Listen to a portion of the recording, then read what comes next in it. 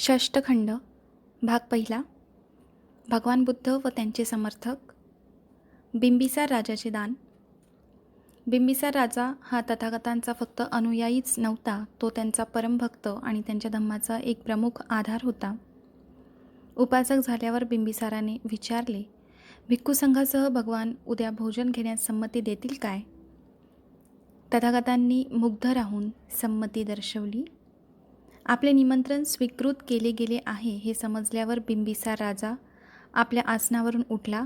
त्याने तथागतांना अभिवादन केले आणि त्यांच्याभोवती प्रदक्षिणा घालून तो निघून गेला. रात्र संपताच बिंबिसाराने उत्तमोत्तम भोजनाची सिद्धता केली आणि वेळ होताच तथागतांना तो म्हणाला, भगवान, वेळ झाली, भोजन तयार आहे. तथागतांनी 2 प्रहर होण्यापूर्वी चिवर परिधान केले. उत्तरीय आणि भिक्षापात्रासह पूर्वजटिल भिक्खू समवेत त्यांनी राजगृहात प्रवेश केला. तथागत बिंबिसार राजाच्या महालाकडे निघाले. तिथे गेल्यावर त्यांच्यासाठी सिद्ध केलेल्या आसनावर भिक्खूसह ते बसले. बिंबिसार राजाने पंक्तीच्या प्रमुख स्थानी असलेल्या तथागतांना व उपस्थित भिक्खू वर्गांना स्वतःच्या हातांनी भोजन वाढले आणि तथागतांनी भोजन झाल्यावर आपले भिक्षापात्र धुवून स्वच्छ करताच बिंबिसार राजा त्यांच्याजवळ बसला. त्यांच्याजवळ बसल्यावर बिंबिसार राजा विचार करू लागला, तथागतासाठी निवासाची जागा कुठे बरे निवडावी? गावापासून फार दूर नको आणि अगदी जवळही नको. त्यांना भेटण्यास जाणाऱ्या लोकांना सोयीस्कर आणि सुगम अशी असावी. दिवसा गजबजलेली नाही अशी शांत, रात्री जनसम्मर्दापासून दूर एकांतात आणि निवृत्तवासास अनुकूल अशी. बिंबिसार राजाला मग आठवले, माझे वेळुवन उद्यान गावापासून फार दूरही नाही आणि जवळही नाही. शिवाय येण्याजाण्यास सोयीस्कर बुद्ध प्रमुख असलेल्या भिक्खू संघास मी ह्या वेळुवन उद्यानाचे दान केले तर?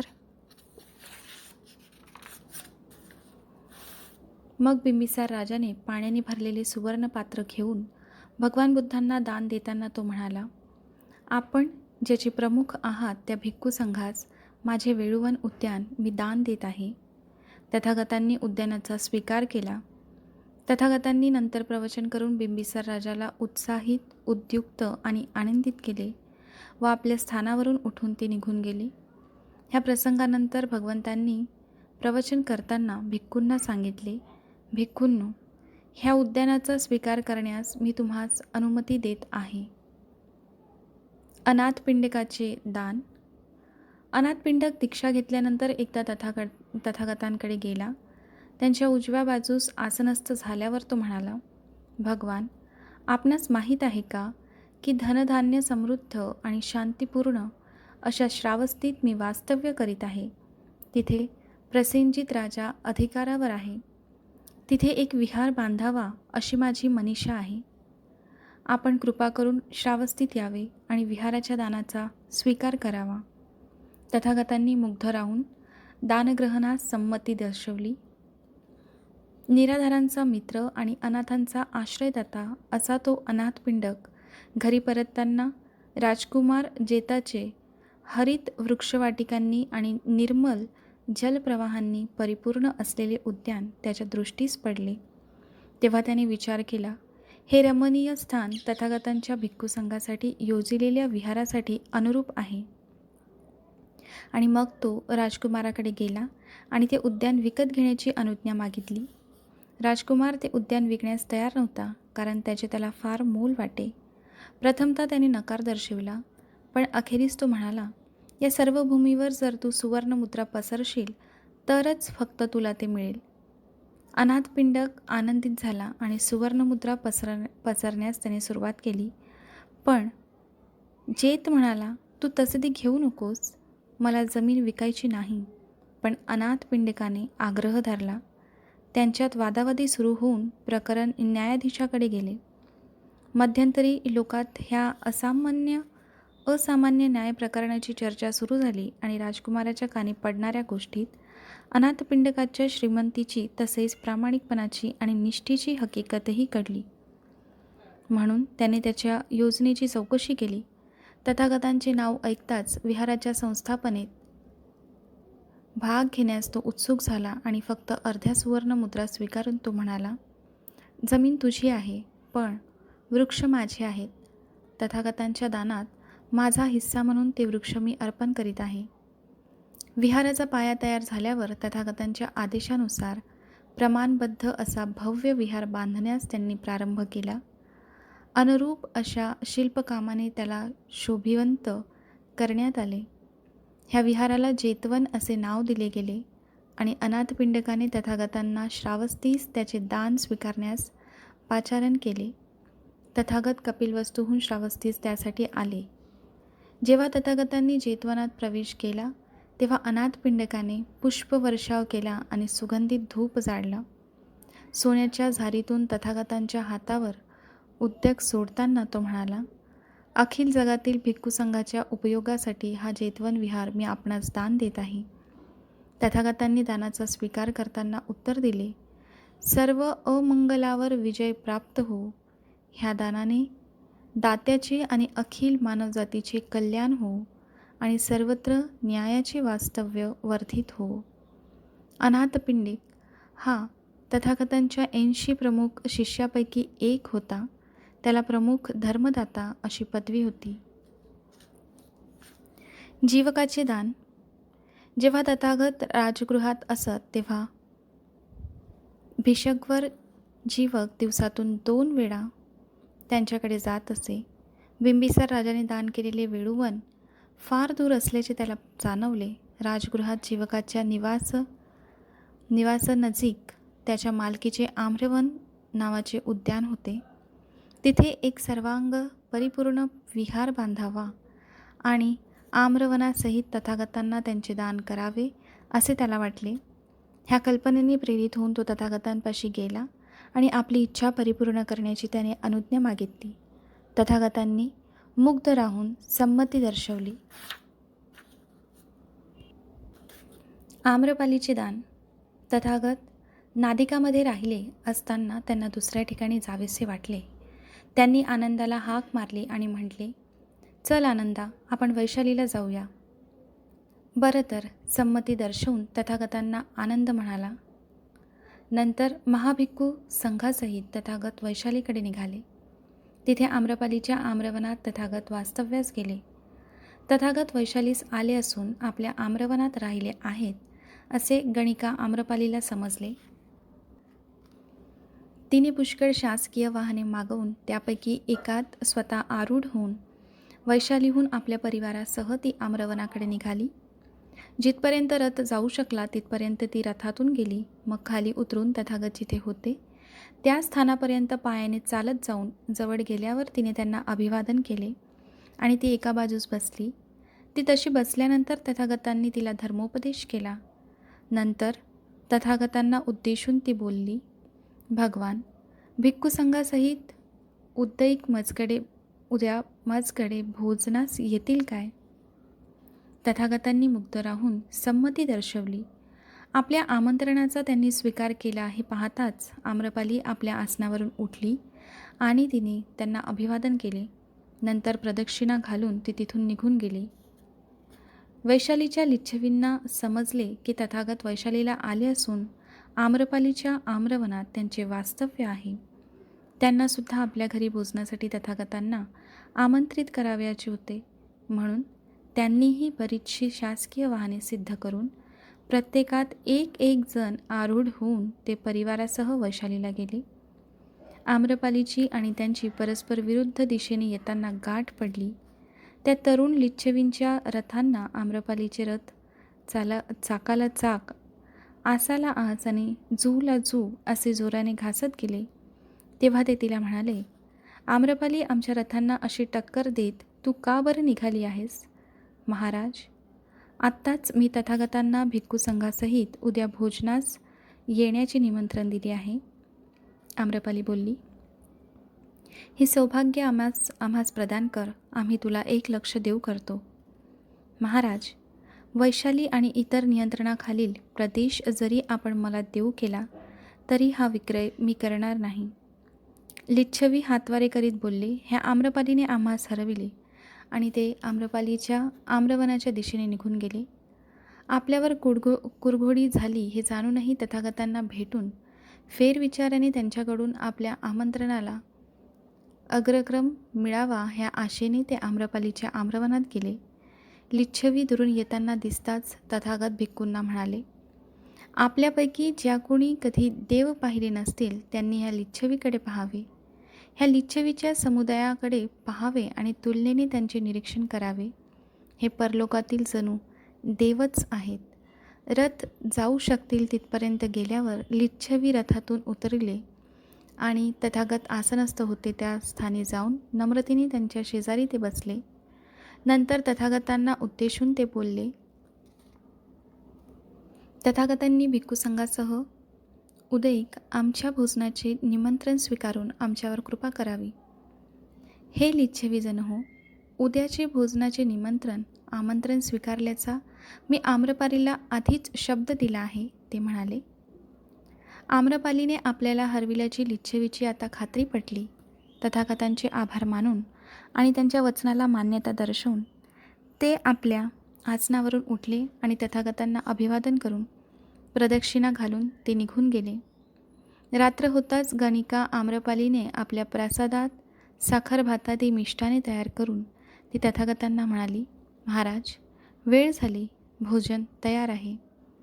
पहाटे वस्त्र परिधान केलेल्या तथागतांनी आपले उत्तरीय व भिक्षापात्र घेतले आणि भिक्षुसंघासह आम्रपालीच्या प्रसादात ते गेले. त्यांच्यासाठी सिद्ध केलेल्या आसनावर ते बसले. मग आम्रपालीने त्यांना व भिक्खूंना साखर भात व मिष्टाने वाढली आणि पोट भरे त्या जातीने आग्रह केला. भोजन संपल्यावर तथागतांनी आपले भिक्षापात्र स्वच्छ केले आणि हात धुतले. आम्रपाली नंतर त्यांच्या शेजारी चौरंगी ठेवून त्यावर बसल्यावर त्यांना उद्देशून म्हणाली, भगवान, आपणास व आपल्या संघास माझे उद्यान मी अर्पण करीत आहे.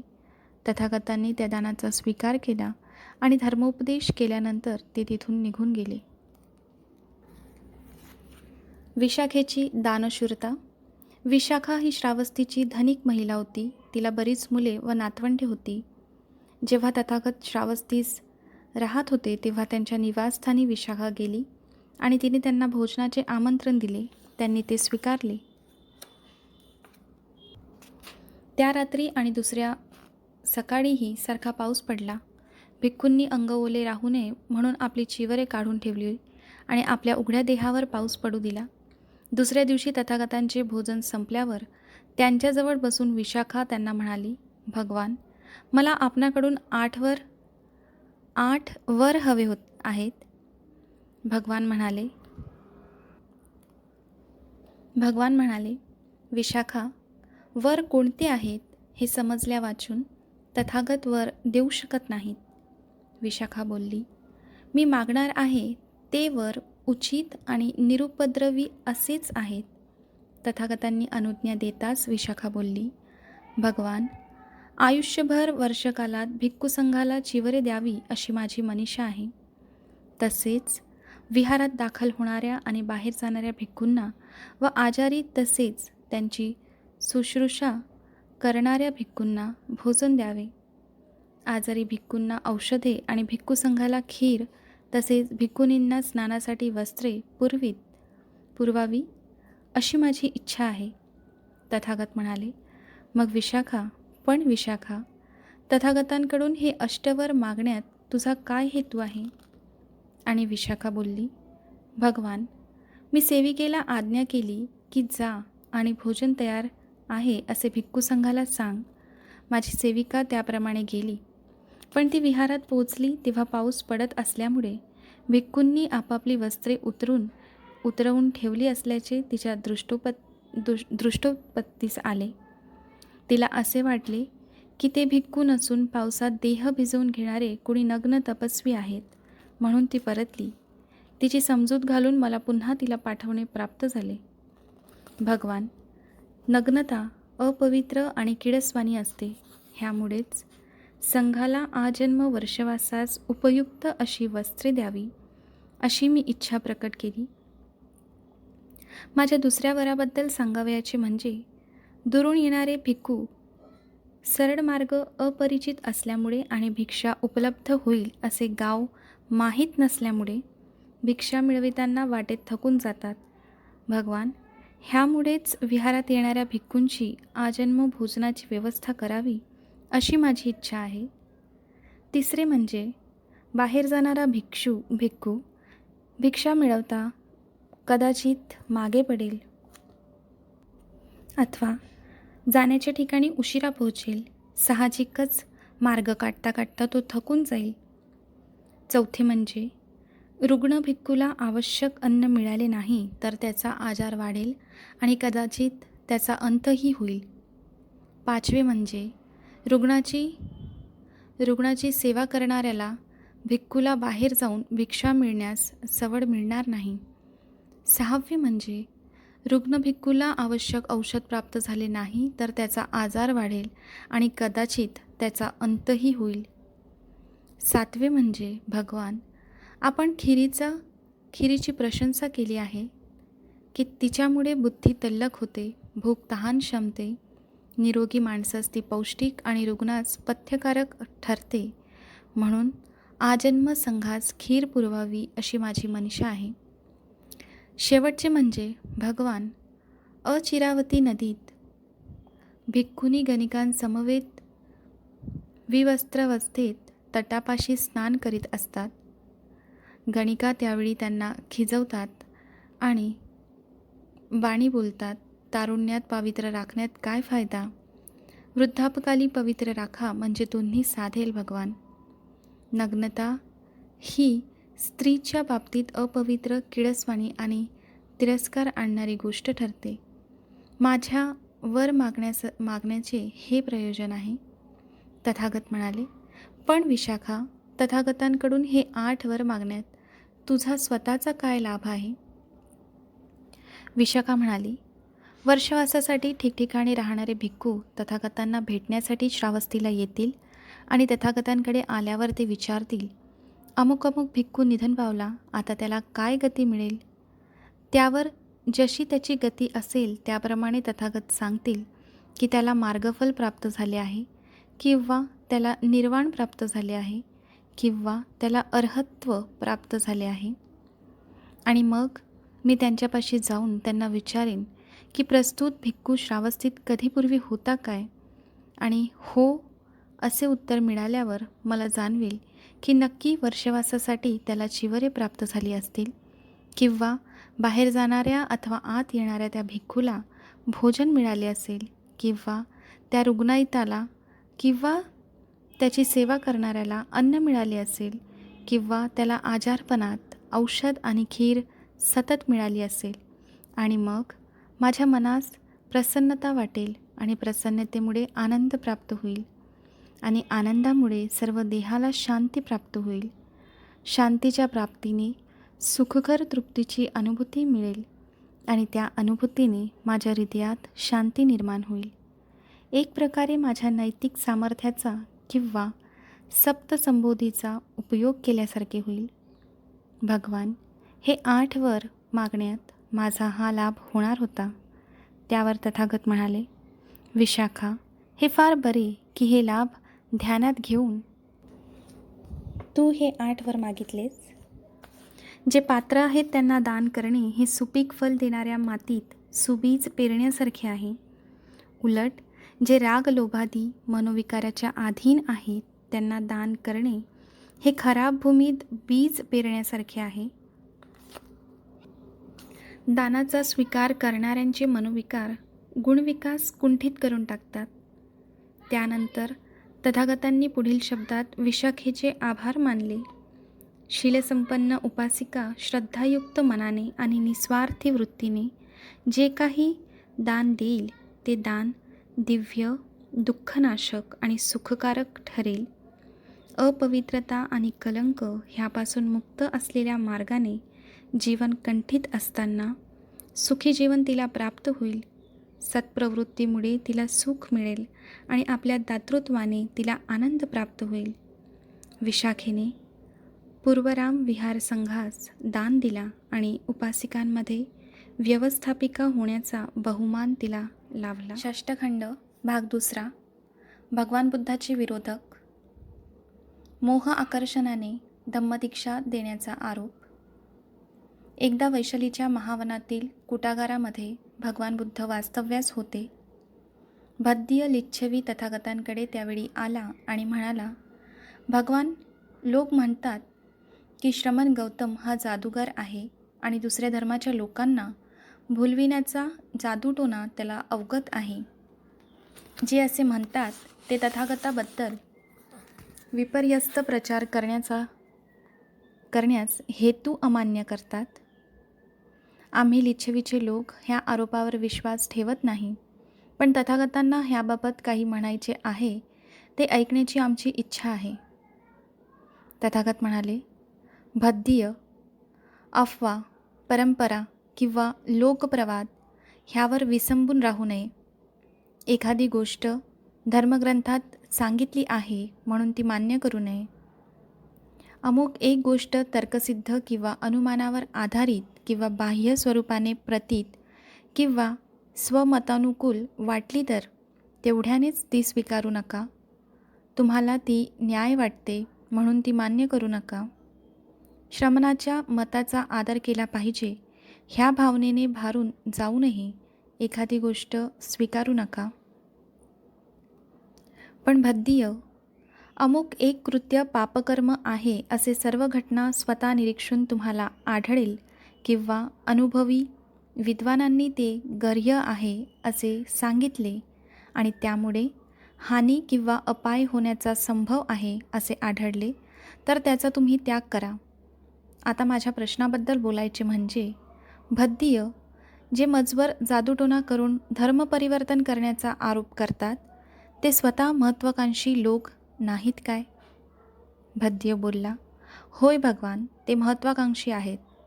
मग भद्दीय, लोभाने जिंकले गेलेले महत्त्वाकांक्षी लोक आपली महत्त्वाकांक्षा साध्य करण्यासाठी खोटे बोलण्यास किंवा पाप करण्यास कधी कचरातील काय? नाही भगवान, ते कचरणार नाहीत, भद्दीय बोलला. आणि भद्दीय, जेव्हा कुविचार आणि सूडपणा, सूडभावना अशा माणसांच्या मनात उत्पन्न होते तेव्हा त्यांच्या महत्त्वाकांक्षेच्या आड येणाऱ्यावर आरोप करण्यास ते दुसऱ्यांना चिथावणी देणार नाहीत काय? होय भगवान, देतील, भद्दीय बोलला. भद्दीय, माझ्या शिष्याला मी फक्त असा उपदेश करतो, प्रिय शिष्य, लोभयुक्त विचारांचे नियमन करून तू राहत जा. असे केल्याने कोणतेही लोभमूलक कार्य मन, वचन किंवा कृत्य ह्याद्वारे तुझ्याकडून घडणार नाही. द्वेष आणि अज्ञान ह्यावर नियंत्रण ठेवून तू वाग. भद्दीय, जे श्रमण ब्राह्मण माझी निंदा करतात की श्रमण गौतम जादूगार आहे आणि त्याला जादूटोणा अवगत आहे, ज्यामुळे परधर्मातील लोकांना तो भुलवतो, ते लबाड व खोटे बोलणारे आहेत. भगवान, आपली ही जादू मोठी अजब गोष्ट आहे. ह्या आपल्या जादूटोण्याने माझ्या प्रिय नातेवाईकांना भूल पडली असती तर किती बरे झाले असते. खात्रीने त्यामुळे त्यांना हित आणि सुख प्राप्त झाले असते. भगवान, जर सर्व ब्राह्मण, क्षत्रिय, वैश्य आणि शूद्र आपल्या ह्या जादूटोण्याने मोहून जातील तर दीर्घकालपर्यंत त्यांना हित आणि सुख नक्की प्राप्त होईल. खरे आहे भद्दीय, खरे आहे. ह्या जादूटोण्याने जिंकलेल्या सर्व लोकांनी पापकर्माचा त्याग केला तर ते जगाच्या हिताचे आणि सुखाचे ठरणार आहे. परोपजीवी असल्याचा आरोप. भगवान बुद्ध हे परोपजीवी असल्याचा आरोप केला जात असे. ते कष्ट करून स्वतःची उपजीविका न करता दुसऱ्यावर आपल्या जीवनाचा भार टाकतात असे म्हणण्यात येत असे. आरोप आणि तथागतांचे त्यावर उत्तर खालीलप्रमाणे आहे. एकदा भगवान बुद्ध मगध देशातील दक्षिणगिरी प्रांतातील एकनाला नामक ब्राह्मणाच्या गावात राहत होते. त्यावेळी कृषी भारद्वाजाचे 500 नांगर शेतीसाठी जोडले जात होते. पहाटे लवकरच चिवर घालून आणि भिक्षापात्र घेऊन ज्या ठिकाणी ब्राह्मण काम करीत होता त्या ठिकाणी तथागत गेले. त्यावेळी तिथे भोजनही आणण्यात आले होते. तथागत एका बाजूला उभे राहिले. ते भिक्षेसाठी उभे राहिले होते. ते भिक्षेसाठी उभे राहिले आहेत असे पाहून ब्राह्मण म्हणाला, श्रमण, मी नांगरतो, बी पेरतो आणि मगच मी खातो. तुम्ही सुद्धा प्रथम नांगरले पाहिजे, बी पेरली पाहिजे आणि मग खाल्ले पाहिजे. ब्राह्मणा, मीही खाण्यापूर्वी नांगरतो आणि बी पेरतो. श्रमण गौतमाचा नांगर, जू, फाळ, पराणी किंवा बेलजोडी कधी मी पाहिली नाही, तरीही आपण म्हणता की मी खाण्यापूर्वी नांगरतो आणि बी पेरतो. तुम्ही कृषीवल असल्याचा दावा करता, पण तुम्ही कसलेली जमीन तर कुठे दिसत नाही. तुम्ही कशी शेती करता ते मला ऐकायचे आहे.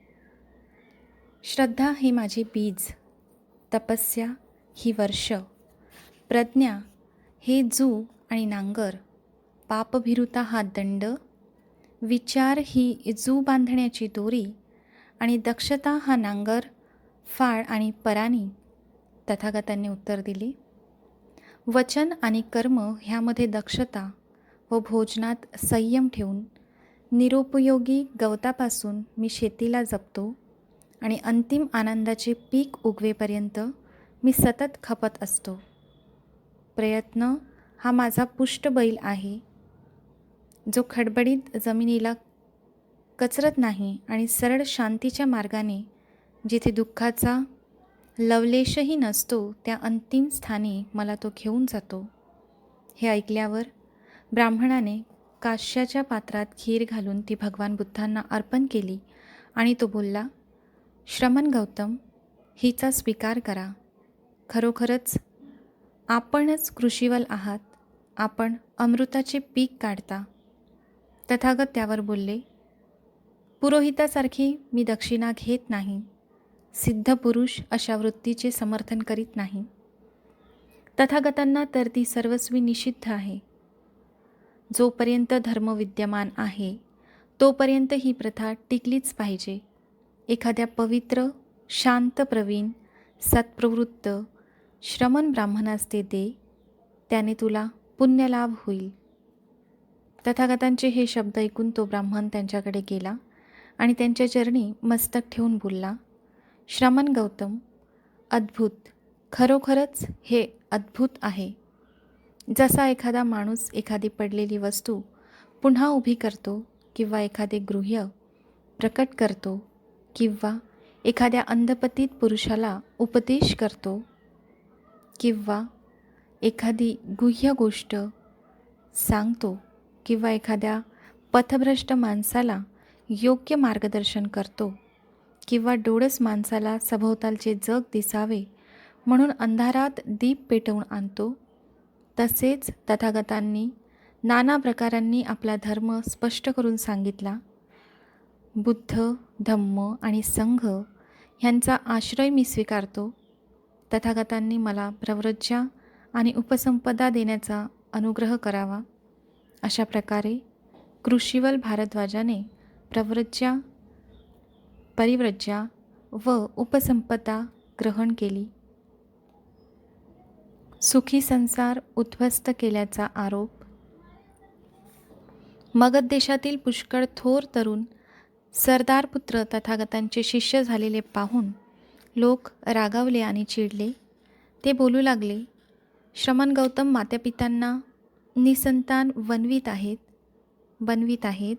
श्रमण गौतम विवाहित स्त्रियांना विधवा बनवीत आहेत. श्रमण गौतम कुटुंबाचा नाश करीत आहेत. त्यांनी 1,000 जटिलांना दीक्षा दिली. संजयाच्या 250 अनुयायांना त्यांनी दीक्षा दिली. मगध देशातील पुष्कळ थोर तरुण कुलवंत श्रमण गौतमाच्या नादी लागून पवित्र जीवन व्यतीत करीत आहेत. आता पुढे काय होईल ते सांगता येणार नाही.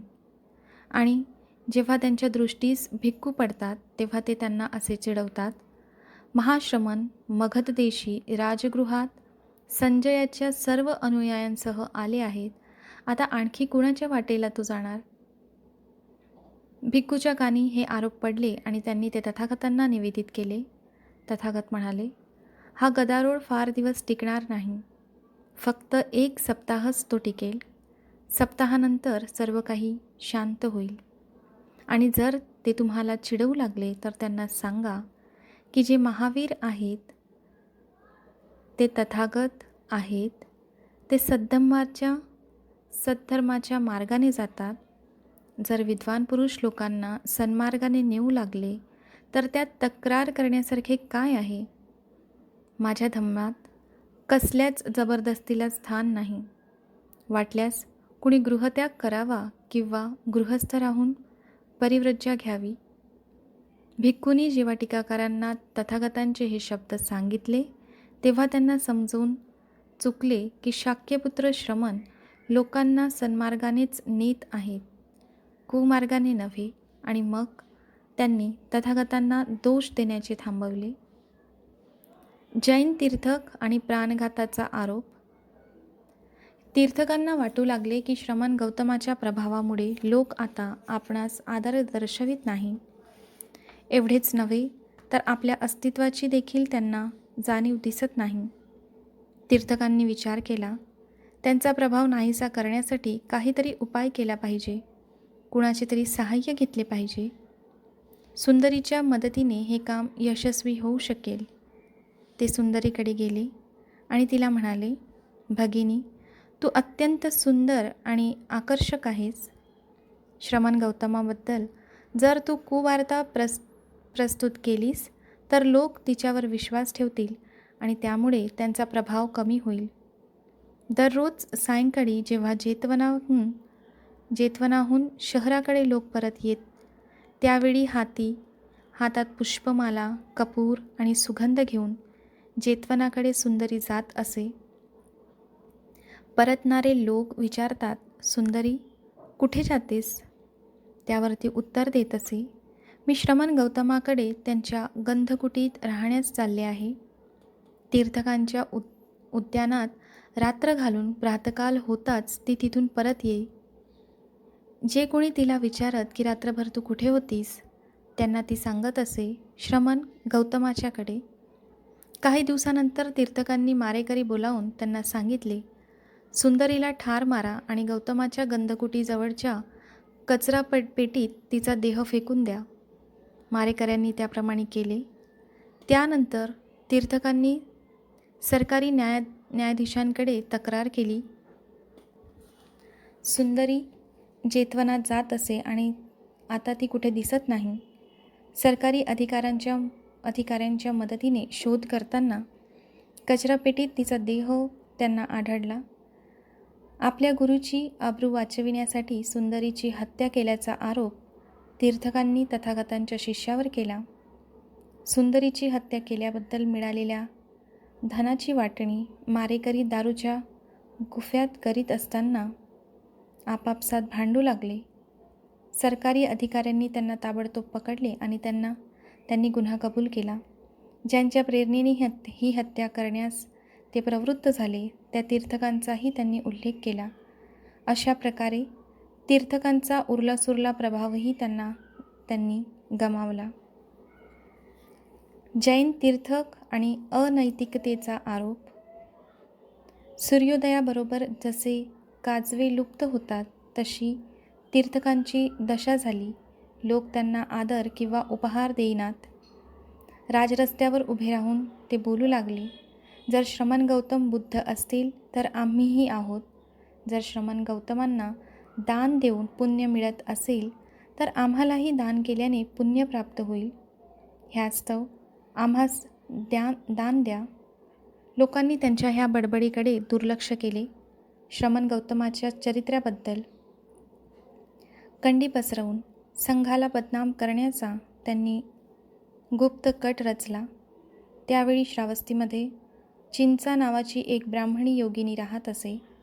तिचा देह आणि रूप आकर्षक होता. आपल्या अंगविक्षेपांनी ती वासनोत्तेजक प्रभाव निर्माण करू शके. तीर्थकांपैकी एका कुटील तीर्थकाने सुचवले की चिंचाच्या सहाय्याने गौतमाबद्दल कंडी उठवून त्याला बदनाम करणे सुलभ होईल. बाकीच्या तीर्थकांनी ह्या सूचनेस संमती दर्शवली.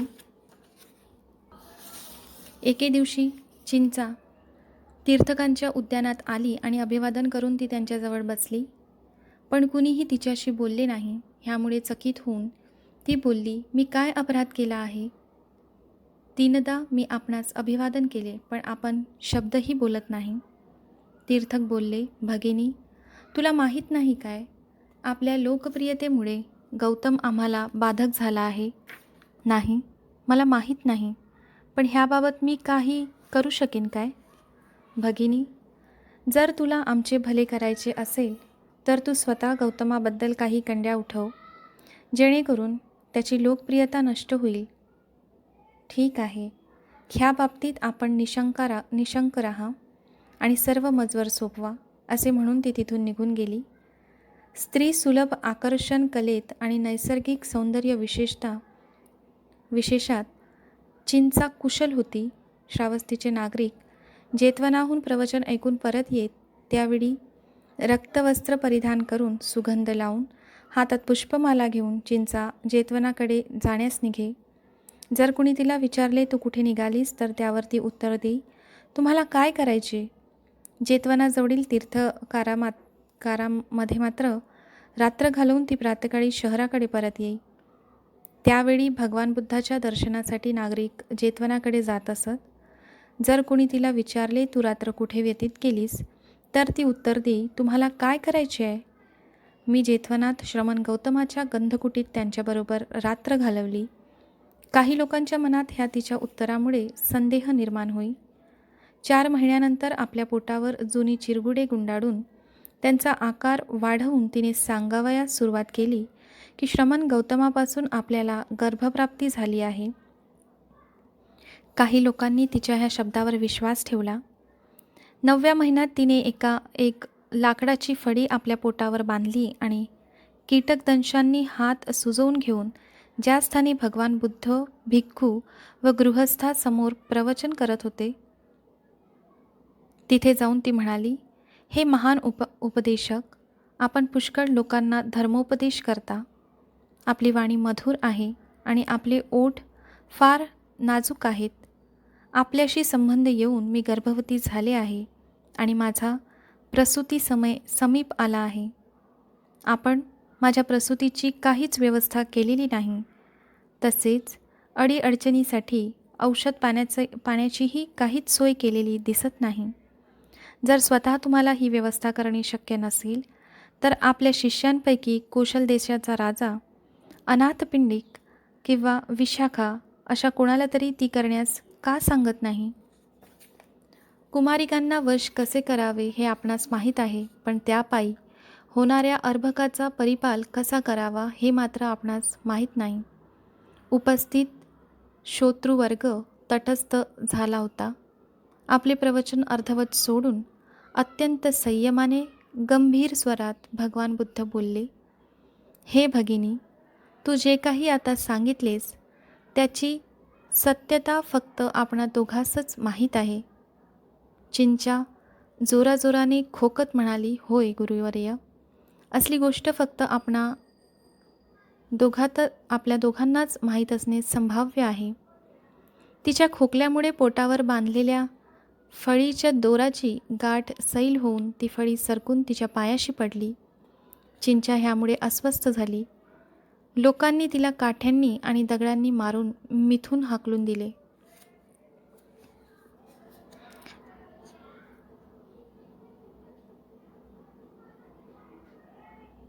देवदत्त चुलत भाऊ आणि शत्रू. देवदत्त हा भगवान बुद्धांचा चुलत भाऊ होता, पण प्रथमपासून तो भगवान बुद्धांचा द्वेष करीत असे आणि त्याला त्यांच्याबद्दल तीव्र घृणा वाटत असे. भगवान बुद्धांनी गृहत्याग केल्यानंतर यशोधरेशी लगट करण्याचा त्याने प्रयत्न केला. एकदा यशोधरा झोपण्याच्या तयारीत असता दरवाजाजवळच्या सेवकांना चुकवून भिक्खूच्या वेशाने तिच्या शयनागारात त्याने प्रवेश केला. यशोधरेने विचारले, श्रमणा, तुला काय हवे आहे? माझ्या स्वामीकडून माझ्यासाठी काही निरोप आणला आहेस काय? तुझा स्वामी, त्याला काय तुझी पर्वा? तुला ह्या सुखविवासात निर्दयपणे एकटी टाकून तो निघून गेला. पण पुष्कळ लोकांच्या कल्याणासाठीच त्याने हे केले. यशोधरेने उत्तर दिले. ते काहीही असो, पण त्याच्या निर्दयतेचा सूड तू आता घे. श्रमणा, गप्प बस. तुझी वाणी आणि विचार दुर्गंधीने भरलेले आहेत. यशोधरे, तू मला ओळखले नाहीस. मी तुझा प्रियकर देवदत्त. देवदत्त, तू फसवा आणि दुष्ट आहेस हे मला माहीत होते. तू कधी श्रमण झालास तरी वाईटच होशील असे मला वाटत होते, पण तू इतका अधम वृत्तीचा असशील असा मात्र संशय आला नव्हता. यशोधरे, माझे तुझ्यावर प्रेम आहे. देवदत्ताने विनवणी केली आणि तुझा पती तुझा तिरस्कार करतो. तो तुझ्याशी दुष्टपणे वागला आहे. माझ्यावर प्रेम कर आणि त्याच्या दुष्टतेचा सूड घे. यशोधरेच्या फिकट आणि कृश चेहऱ्यावर रक्तिम्याची छटा आली. तिच्या गालावर अश्रू ओघळू लागले. देवदत्त, तूच माझ्याशी दुष्टपणाने वागत आहेस.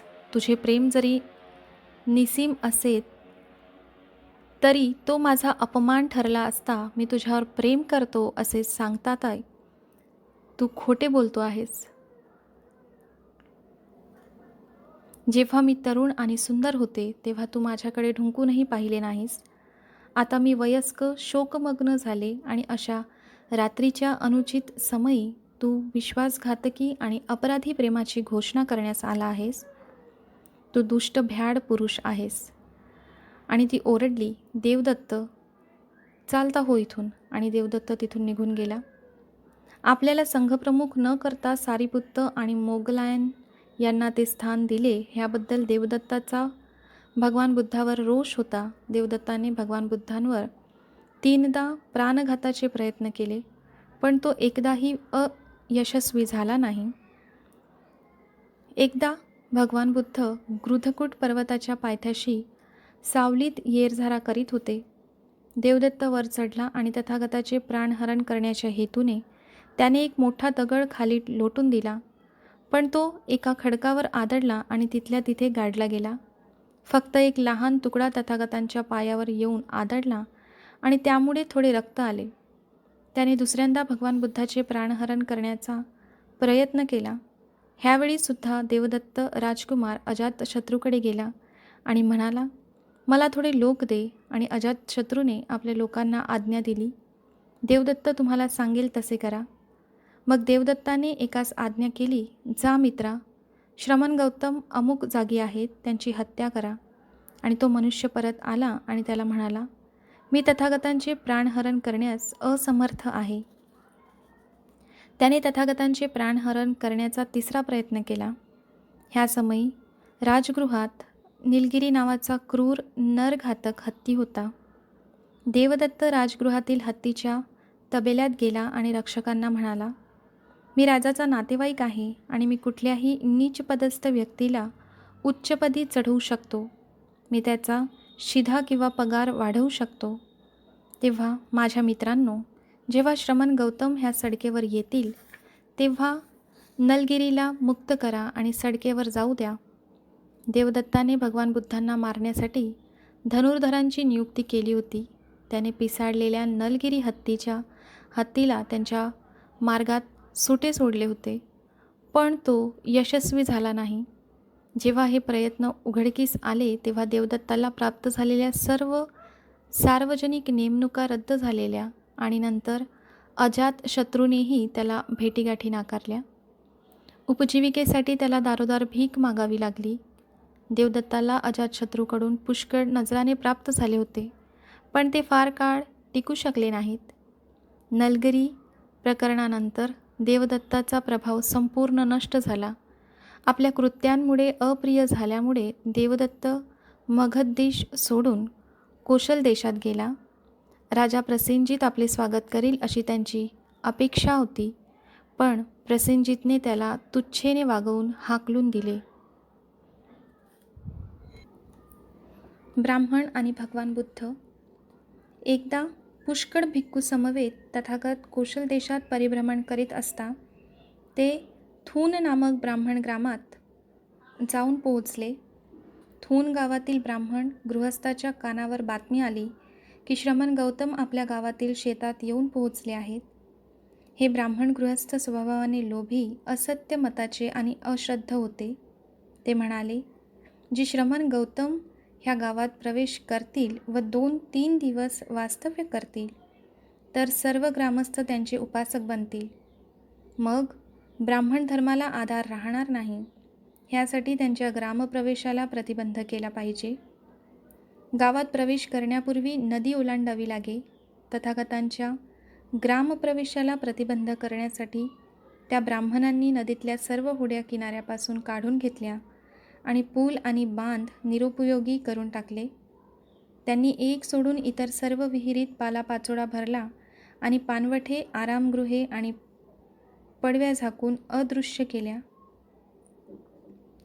तथागतांना त्यांची ही दुष्कृत्ये समजली आणि त्यांची दया घेऊन भिक्खुवर्गासह त्यांनी नदी पार केली आणि मार्ग कापीत कापीत तेथून ब्राह्मणग्रामी येथे येऊन पोहोचले. तथागत सडक सोडून एका बाजूस झाडाखाली जाऊन बसले. त्या समयी पुष्कळ स्त्रिया पाणी घेऊन तथागतांच्या जवळून जात होत्या. त्या गावाने निश्चय केला होता की श्रमण गौतम तिथे आले तरी त्यांचे स्वागत करायचे नाही आणि जर ते एखाद्या घरी गेले तर त्यांना किंवा त्यांच्या शिष्यांना अन्न किंवा पाणी द्यायचे नाही. एका ब्राह्मणाची दासी पाण्याचा घडा घेऊन जात असता तिच्या नजरेस तथागत आणि भिक्खू पडले. ते थकलेले व तहानलेले आहेत हे जाणून ती भाविक दासी त्यांना पाणी देणार होती. ती मनाशी म्हणाली की जरी गावच्या लोकांनी श्रमण गौतमाचे स्वागत करू नये किंवा त्यांना काही देऊ नये असे ठरवले, तरी ह्या पुण्यक्षेत्र व दानपात्र लोकांना पाहून त्यांना थोडे पाणी देऊन माझ्या मुक्तीचा पाया जर मी घातला नाही तर मी दुःखातून कशी बरे मुक्त होऊ शकेन? काय वाटेल ते हो. ह्या गावचे सर्व लोक मला मारोत किंवा बांधून घालोत. ह्या पुण्यक्षेत्रांना मी पाणी दिल्या वाचून राहणार नाही.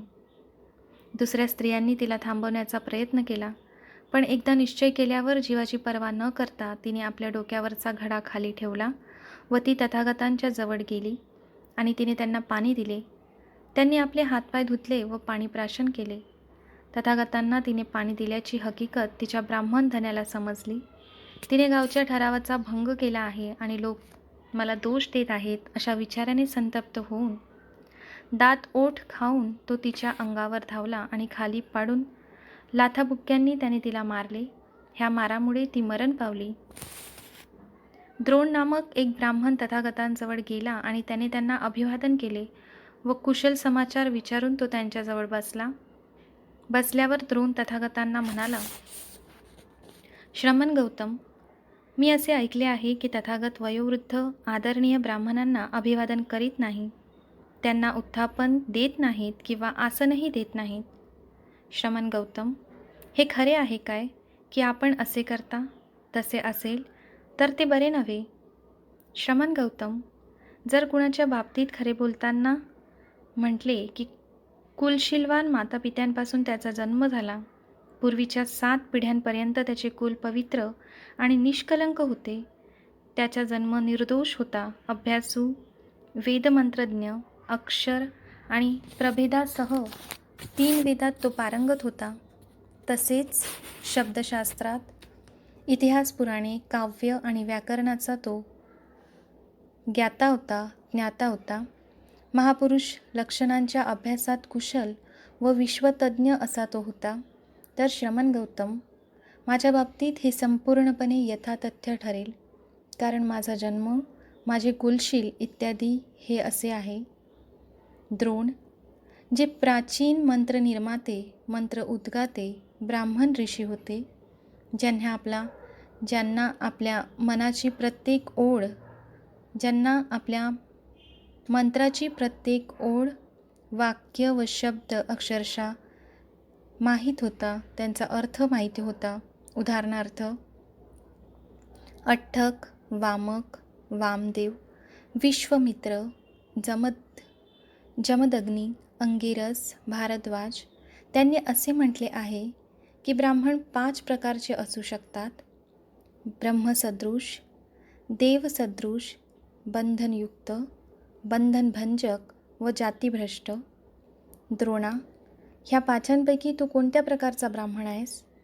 श्रमण गौतम: आम्हाला हे ब्राह्मणांचे 5 प्रकार माहीत नाहीत, तरी पण आम्हाला माहीत आहे की आम्ही ब्राह्मण आहोत. आपण आम्हाला धर्मोपदेश करावा म्हणजे मला हे 5 प्रकार समजतील. ब्राह्मणा: तर लक्ष देऊन ऐक, मी सांगतो. ठीक आहे, तो बोलला आणि मग तथागत सांगू लागले. द्रोण: ब्राह्मण सदृश केव्हा होतो? हे द्रोण, एखादा ब्राह्मण कुलशीलवान मातापित्यांपासून जन्म घेतो. 7 पूर्व पिढ्यांकडून त्याला पावित्र्याचा वारसा प्राप्त झालेला असतो. जन्माच्या दृष्टीने तो सर्वथा निर्दोष असतो.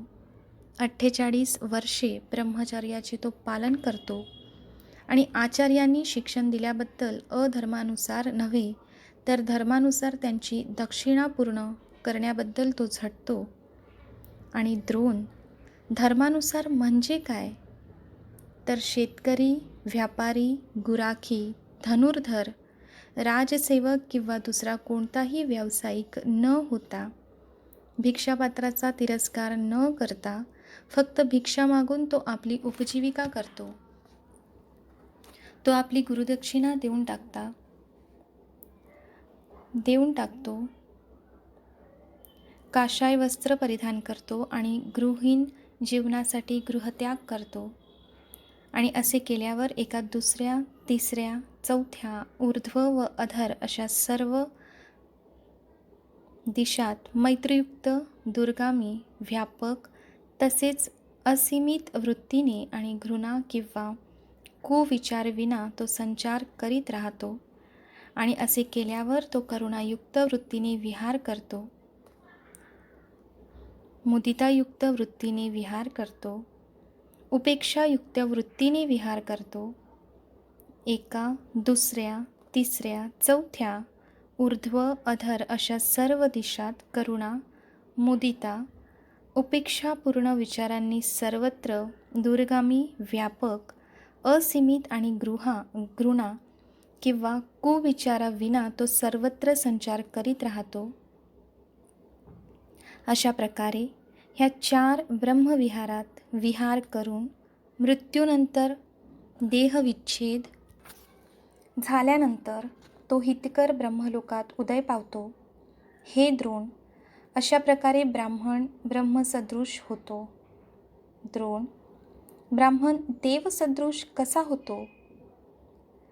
अशाच प्रकारच्या सुजात आणि सुचरित ब्राह्मणाचे उदाहरण घेऊ. तो शेती, व्यापार इत्यादी मार्गाने आपली उपजीविका न करता भिक्षा मागून जीवन व्यतीत करतो. तो आपली गुरुदक्षिणा चुकती करतो आणि अधर्मानुसार नव्हे तर धर्मानुसार पत्नीचा स्वीकार करतो. इथे धर्मानुसार म्हणजे तरी काय? तर क्रय विक्रयाने प्राप्त न करता जिच्या हातावर विधियुक्त उदक घातले गेले आहे अशाच ब्राह्मणीचा तो स्वीकार करतो. ब्राह्मणीकडेच जातो.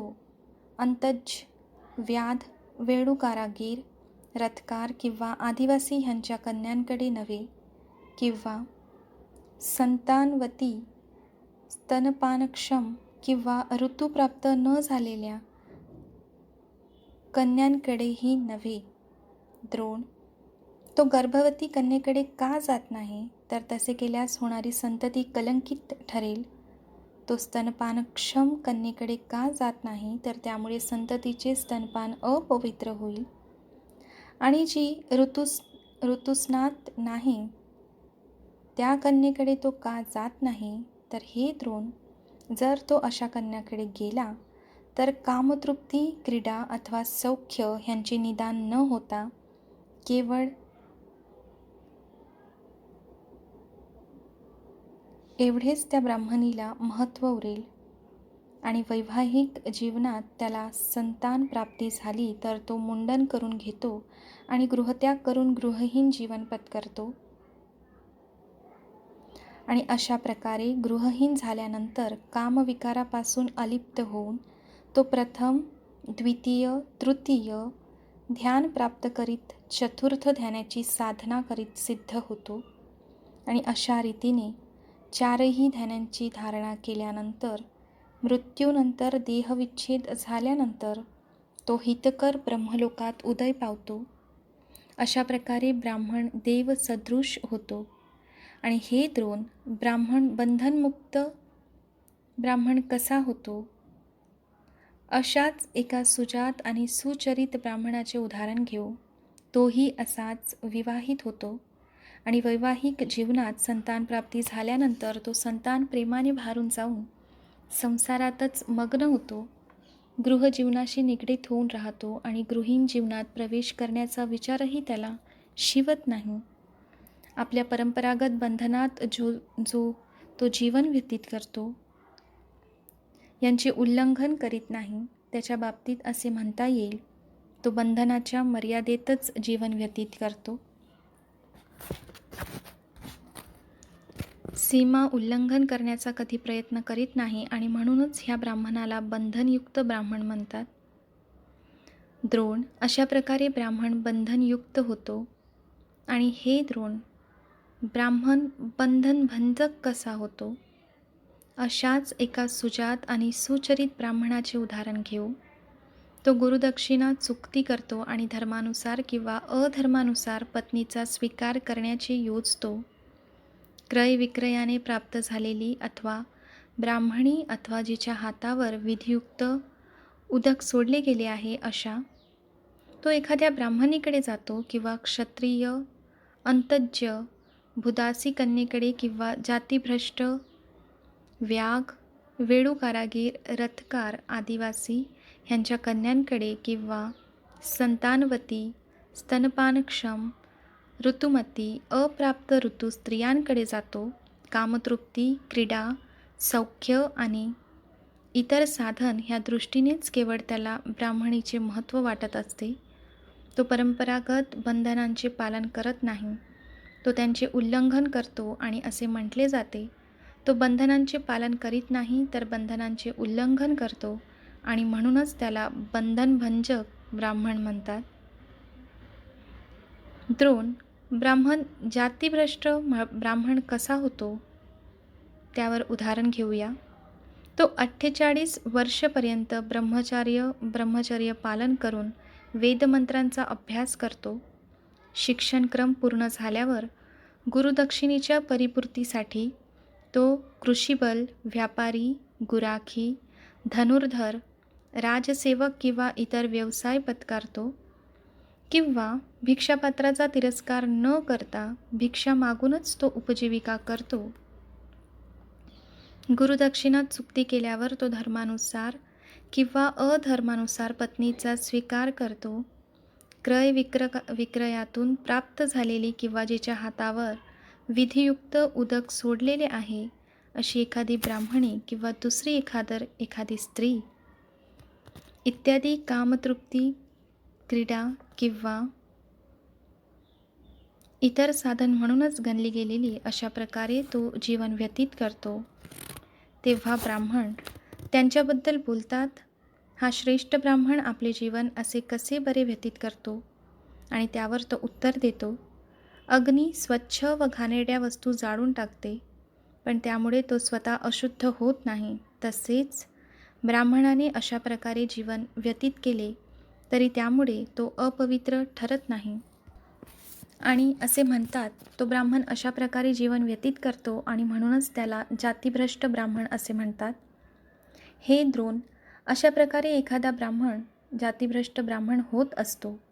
द्रोण, प्राचीन मंत्रनिर्माते, मंत्र उद्गाते, ब्राह्मण ऋषी ज्यांना आपल्या मंत्रांची प्रत्येक ओळ, वाक्य व शुद्ध अक्षरशः ज्ञात आहे, त्यांनी असे म्हटले आहे की ब्राह्मण 5 प्रकारचे असू शकतात: ब्राह्मण सदृश, देवसदृश, बंधनयुक्त, बंधनभंजक आणि जातीभ्रष्ट.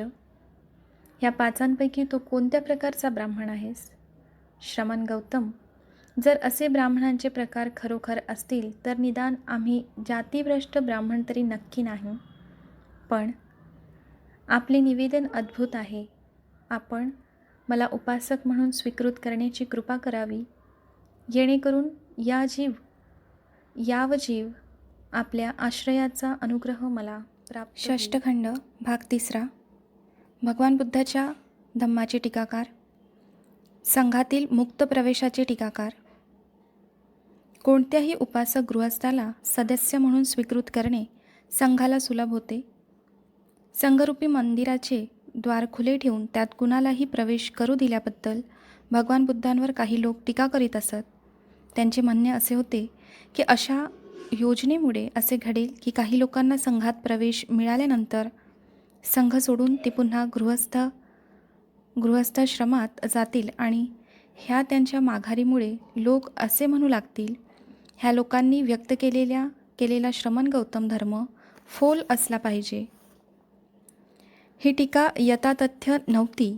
ज्या हेतूने तथागतांनी अशी योजना केली होती तो हेतू टीकाकारांनी समजला नव्हता. तथागतांचे म्हणणे होते की हा धर्म स्थापून उपकारक अशा मुक्ती जलाने परिपूर्ण व स्नानासाठी योग्य असा जलाशय त्यांनी निर्माण केला होता, सद्धम्माचा जलाशय. तथागतांची इच्छा होती की पापांच्या कलंकानी जर कोणी भ्रष्ट झाला असेल तर ह्या जलाशयात त्याने स्नान केल्याने त्याची पापे धुवून निघतील, आणि जर कोणी ह्या सद्धर्माच्या जलाशयाकडे गेला आणि स्नान न करताच पूर्वीप्रमाणे कलंकित अवस्थेत मागे फिरला तर त्याबद्दल तोच दोषी आहे, सद्धम्म नव्हे. तथागत म्हणाले, लोकांनी आपली पापे धुवून टाकणे साध्य व्हावे म्हणून हा जलाशय निर्माण केल्यानंतर जर मी असे म्हटले, जो कोणी मलिन आहे त्याने जलाशयात प्रवेश करू नये, ज्यांची धूळ आणि चिखल धुवून गेला आहे व जे शुद्ध व निष्कलंक आहेत त्यांनीच फक्त जलाशयाकडे जावे, तर ते योग्य ठरेल काय? अशा अटी घातल्या असत्या तर माझ्या सद्धम्माचा उपयोग तो काय होता? आपल्या धम्माने होणारे हित हे फक्त निवडक लोकांपुरतेच मर्यादित करावे ही तथागतांची इच्छा नव्हती, हे टीकाकार विसरले होते. आपला धम्म हा सर्वांनी पडताळून पाहावा, यासाठी तो सर्वांना खुला असावा अशी त्यांची इच्छा होती. व्रतनियमाचे टीकाकार. पंचशील पुरेसे नाही काय? व्रतग्रहणाची काय आवश्यकता आहे, असे प्रश्न नेहमी विचारले जात असत. जर औषधशिवाय रोग बरे होऊ शकतात तर वातींच्या, जुलाबाच्या आणि तत्सम औषधांनी देह दुर्बल करण्याचा फायदा काय, असे मतप्रदर्शन केले जात असे. तसेच गृहस्थ उपासकाला संसारात राहून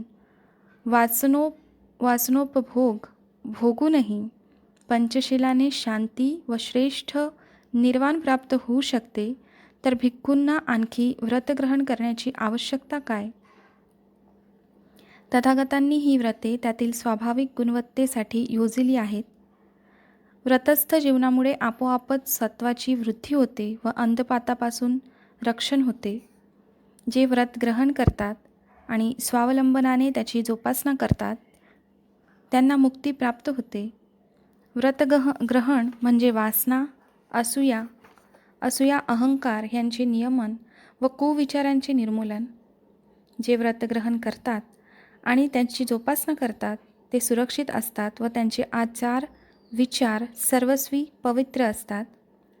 फक्त पंचशील ग्रहणाने मात्र हे साध्य होत नाही. व्रतग्रहणाने नैतिक अंधपतनापासून जसे संरक्षण होते तसे पंचशील ग्रहणाने होत नाही. व्रतस्थ जीवन अत्यंत कठीण असते. पंचशील ग्राहकाचे मात्र तसे नसते. मानवजातीच्या हितासाठी काहींनी व्रतस्थ जीवन पत्करणे आवश्यक असते, म्हणून तथागतांनी दोन्हीची योजना केली होती. अहिंसा तत्वाचे टीकाकार. अहिंसा तत्वाला ज्यांचा विरोध होता असे काही लोक होते. त्यांचे म्हणणे होते की त्यामुळे पापाचा अप्रतिकार व शरणागती पत्करावी लागते. तथागतांनी शिकवलेल्या अहिंसा तत्वाचा हा पूर्ण विपर्यास होता. संदिग्धता व गैरसमज राहू नयेत म्हणून तथागतांनी आपली भूमिका अनेक वेळा स्पष्ट केली आहे. ह्यापैकी पहिला उल्लेखनीय प्रसंग म्हणजे संघात सैनिकाला प्रवेश देण्याबाबत नियम केला तो. एकदा मगध देशाच्या सीमाभूमीत आंदोलन सुरू झाले तेव्हा मगध नरेश सेनीय बिंबिसाराने आपल्या सेनापतीस आज्ञा केली की जा आणि आपल्या सेनाधिकाऱ्यांना सीमा प्रदेशातील बंडखोरांना हुडकून काढण्यास, त्यांना शिक्षा करण्यास आणि तिथे शांतता प्रस्थापित करण्यास आदेश दे. सेनापतीने तसे केले. सेनापतीचा आदेश ऐकून सेनाधिकाऱ्यांची द्विधा मनस्थिती झाली. जे युद्धावर जातात आणि लढण्यात ज्यांना आनंद प्राप्त होतो ते पाप करतात आणि पुष्कळ अवगुण प्राप्त करतात, अशी तथागतांची शिकवण होती हे त्यांना माहीत होते. या उलट बंडखोरांना पकडा आणि त्यांचा निपात करा अशी राजाज्ञा होती. अशा परिस्थितीत काय करावे असा स्वतःशी ते विचार करू लागले. सेनाधिकाऱ्यांनी विचार केला की जर आपण तथागतांच्या भिक्खू संघात प्रवेश केला तर ह्या समस्येतून आपली सुटका होईल. त्यासाठी ते सेनाधिकारी भिक्खूंकडे गेले आणि त्यांनी प्रव्रज्येची याचना केली. भिक्खूंनी त्यांना प्रव्रज्या व उपसंपदा दिली. सेनाधिकारी सैन्यातून लुप्त झाले. जेव्हा सेनाधिकारी कुठे दिसेनात तेव्हा सेनापतीने सैनिकांना विचारले, सेनाधिकारी कुठेच दिसत नाही, हे कसे काय? सेनापती महाशय, सेनाधिकाऱ्यांनी भिक्खूंची धम्मवृत्ती अंगीकारली, सैनिकांनी उत्तर दिले. हे ऐकून सेनापती संतप्त झाला. राजसैनिकांना भिक्खू परिव्रज्या कशी देऊ शकतात? सेनापतीने घडलेली हकीकत राजाच्या कानावर घातली. राजाने न्यायाधिकाऱ्यांना विचारले, महाशय, राजसेवेतील लोकांना परिव्रज्या देणाऱ्या कोणत्या शिक्षेला पात्र ठरतो ते सांगा. महाराज, उपाध्यायाचा शिरच्छेद करावा, कम्मावाचा म्हणणाऱ्याची जीभ उपटून टाकावी आणि इतर संघ सदस्यांच्या अर्ध्या बरगड्या तोडून टाकाव्यात. नंतर तथागत जिथे राहत होते तिथे राजा गेला आणि त्यांना अभिवादन करून सर्व हकीकत कथन केली. भगवान, आपणास ज्ञात आहे की कित्येक राजे धम्माच्या विरुद्ध आहेत. हे विरोधक राजे क्षुल्लक निमित्तासाठी सुद्धा भिक्खूंना छळण्यास सदैव सिद्ध आहेत. जर त्यांना आढळले की सैन्य सोडून संघाचे सदस्य बनण्यासाठी भिक्खू सैनिकांना प्रवृत्त करत आहेत तर भिक्खूंचा छळ करण्यात ते कोणत्या टोकाला जातील त्याची कल्पनाही करवत नाही. ही आपत्ती टाळावी म्हणून तथागतांनी योग्य ते करावे अशी विनंती आहे. तथागतांनी उत्तर दिले, सैनिकांनी अहिंसेच्या नावाखातर अहिंसेच्या अवगुंठवाचा आश्रय घेऊन आपल्या राजनिष्ठा किंवा देशनिष्ठेचा त्याग करावा असा माझा कधीच हेतू नव्हता. त्याप्रमाणे तथागतांनी राजसेवेतील लोकांना संघात प्रवेश न देण्याबाबत एक नियम जाहीर केला व भिक्खूंना तसे सांगितले. भिक्खू हो, राजसेवेतील लोकांना परिव्रज्या देण्यात येऊ नये. जो कोणी असं लोकांना परिव्रज्या देईल त्याने दुष्कृत्याचा गुन्हा केल्यासारखे होईल. दुसऱ्या एका वेळी श्रमण महावीराचा अनुयायी सिंह सेनापती याने अहिंसेच्या विषयाबाबत तथागतांशी वादविवाद केला. सिंहाने विचारले, तथागतांच्या तत्वाबाबत माझ्या मनात अजून एक आशंका आहे. तथागत सांगतात तो धम्म मला यथातथ्य समजावा म्हणून माझ्या मनावरचे अभ्रपटल दूर करण्यास तथागत अनुमती देतील काय? तथागतांनी अनुमती देताच सिंह म्हणाला, तथागत, मी एक सैनिक आहे आणि राज्यात कायद्याचे पालन नीट व्हावे आणि वेळप्रसंगी युद्धाची कार्यवाही करावी म्हणून मला राजाने नियुक्त केले आहे. दुःखितांबद्दल करुणा आणि असीमित दयेची शिकवण देणाऱ्या तथागतांना गुन्हेगाराला शासन करणे मान्य आहे काय? दुसरे म्हणजे आपली घरे, बायका, मुले व चीजवस्तू ह्यांचे रक्षण करण्यासाठी युद्धाचा मार्ग पत्करणे हे चूक आहे असे तथागत सांगतात काय? तसेच तथागत संपूर्ण आत्मसमर्पणाची शिकवण देतात काय की जेणेकरून अत्याचारी लोकांनी काहीही केले तरी मी सहन करावे आणि जे माझ्या मालकीचे आहे ते बळजबरीने कोणी नेत असेल तरी नेऊ द्यावे? तसेच सर्व संघर्ष मग ते न्याय करण्यासाठी असले तरी ते निषिद्ध आहेत असे तथागत मानतात काय? तथागतांनी उत्तर दिले, जो दंडनीय आहे त्याला शासन झालेच पाहिजे आणि जो उपकारार्ह आहे त्याला लाभ हा मिळालाच पाहिजे. ह्याबरोबरच कोणत्याही प्राणीमात्राला अपाय करू नये, उलट त्याला प्रेमाने आणि दयेने वागवावे. हे आदेश परस्पर विरोधी नाहीत. कारण ज्या कोणाला अपराधाबद्दल शासन करणे इष्ट आहे, तो न्यायाधीशाच्या द्वेषबुद्धीने सजा भोगत नसून आपल्या अपराधाचे फळ म्हणून भोगत असतो. न्यायाधीशाने दिलेली सजा ही त्याच्या स्वतःच्याच कुकर्माची परिणती आहे. जेव्हा न्यायाधीश सजा देतो तेव्हा त्याच्या हृदयात द्वेषबुद्धी असता कामा नये. तरीसुद्धा जेव्हा खुनी माणसाला देहांताची शिक्षा मिळते तेव्हा ती त्याच्या कुकर्माचे फळ आहे असे त्याने मानले पाहिजे. शिक्षेमुळे आपला आत्मा शुद्ध होणार आहे असे जेव्हा त्याला समजेल तेव्हा आपल्या भोगाबद्दल शोक न करता उलट तो प्रसन्नच होईल. ह्या गोष्टी नीट समजून घेतल्या तर असे प्रत्ययास येईल की तथागतांनी शिकवलेली अहिंसा मूलभूत होती, पण ती निरपेक्ष नव्हती. त्यांची शिकवण होती की चांगल्या गोष्टीने परतफेड करून पापावर उपचार करावा, पण चांगल्या गोष्टींना निर्बल करण्यास पापाला सवड द्यावी असे त्यांनी कधीच सांगितले नव्हते. ते अहिंसेचे समर्थक होते, ते हिंसेचे निंदक होते. पण पाप चांगल्या गोष्टीचा नाश करीत असताना ते टाळण्यासाठी हिंसा हा अखेरचा उपाय असू शकेल हे त्यांनी अमान्य केले होते. हे त्यांनी अमान्य केले नव्हते. ह्यावरून तथागतांनी एखाद्या भयंकर तत्वाची शिकवण दिली नव्हती हे समजून येईल.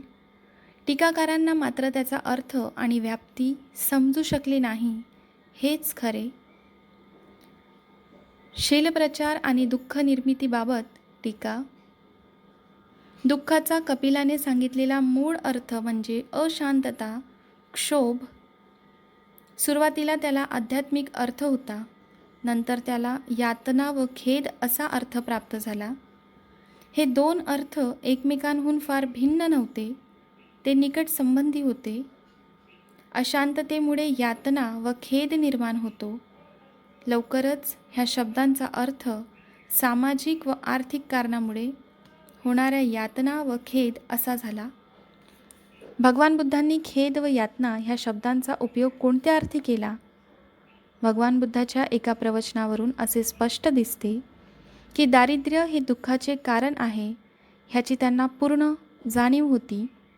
त्या प्रवचनात ते म्हणतात, भिक्खू हो, ह्या जगातील स्वच्छंदी माणसांना दारिद्र्य ही दुःखकारक गोष्ट वाटते काय? होय भगवान. आणि जेव्हा मनुष्य गरीब असतो, गरजू असतो, विपत्तीत असतो, तेव्हा तो कर्ज काढतो, हे सुद्धा दुःखद आहे काय? होय भगवान. आणि जेव्हा तो कर्जबाजारी होतो तेव्हा तो उसनवारी करतो, हे सुद्धा दुःखद आहे काय? भगवान. खात्रीने. आणि जेव्हा रक्कम चुकती करण्याचा समय येतो तेव्हा तो ती देत नाही आणि म्हणून धनको त्याला तगादा लावतात, हेही दुःखद आहे काय? भगवान. नक्कीच. आणि तगादा लावूनही तो देत नाही तेव्हा ते मारपीट करतात, हे पण दुःखद आहे काय? खात्रीने भगवान. आणि मारपीट करूनही तो रक्कम देत नाही तेव्हा ते त्याला बांधतातही, हे पण दुःखद आहे काय? होय भगवान. अशा तऱ्हेने भिक्खू गरिबी, कर्ज, उधारी, तगादा लावला, मारपीट होणे आणि बंधनात पडणे ही सर्व इहलोकातील स्वच्छंदी माणसाची दुःखे आहेत. ह्या जगात गरिबी आणि कर्ज ह्या फार दुःखद गोष्टी आहेत. ह्यावरून असे ध्यानात येते की भगवान बुद्धांची दुःखाची कल्पना ही भौतिक स्वरूपाची होती.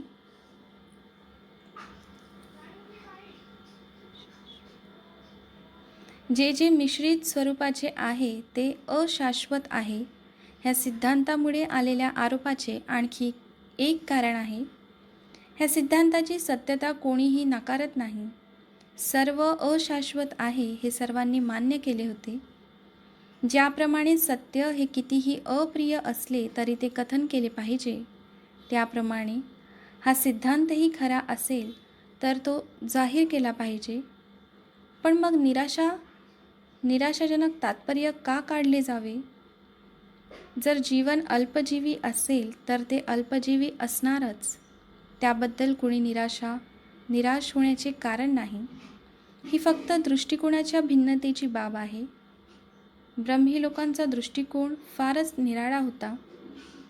कुटुंबातील कोणाचे निधन झाले तर ब्रह्मी लोक तो आनंददायक सोहळा म्हणून साजरा करतात.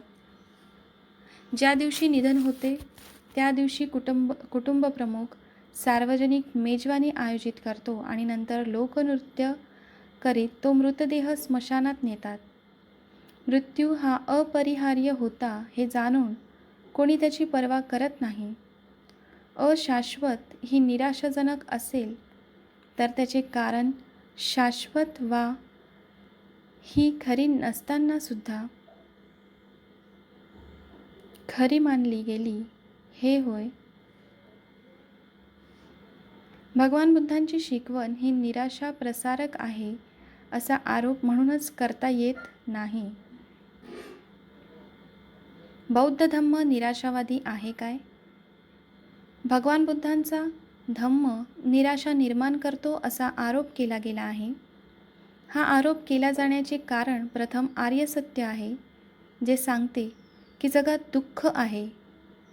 ही खरोखरच आश्चर्याची गोष्ट आहे की दुःखाचा उल्लेख होताच असला आरोप बौद्ध धम्मावर केला जावा.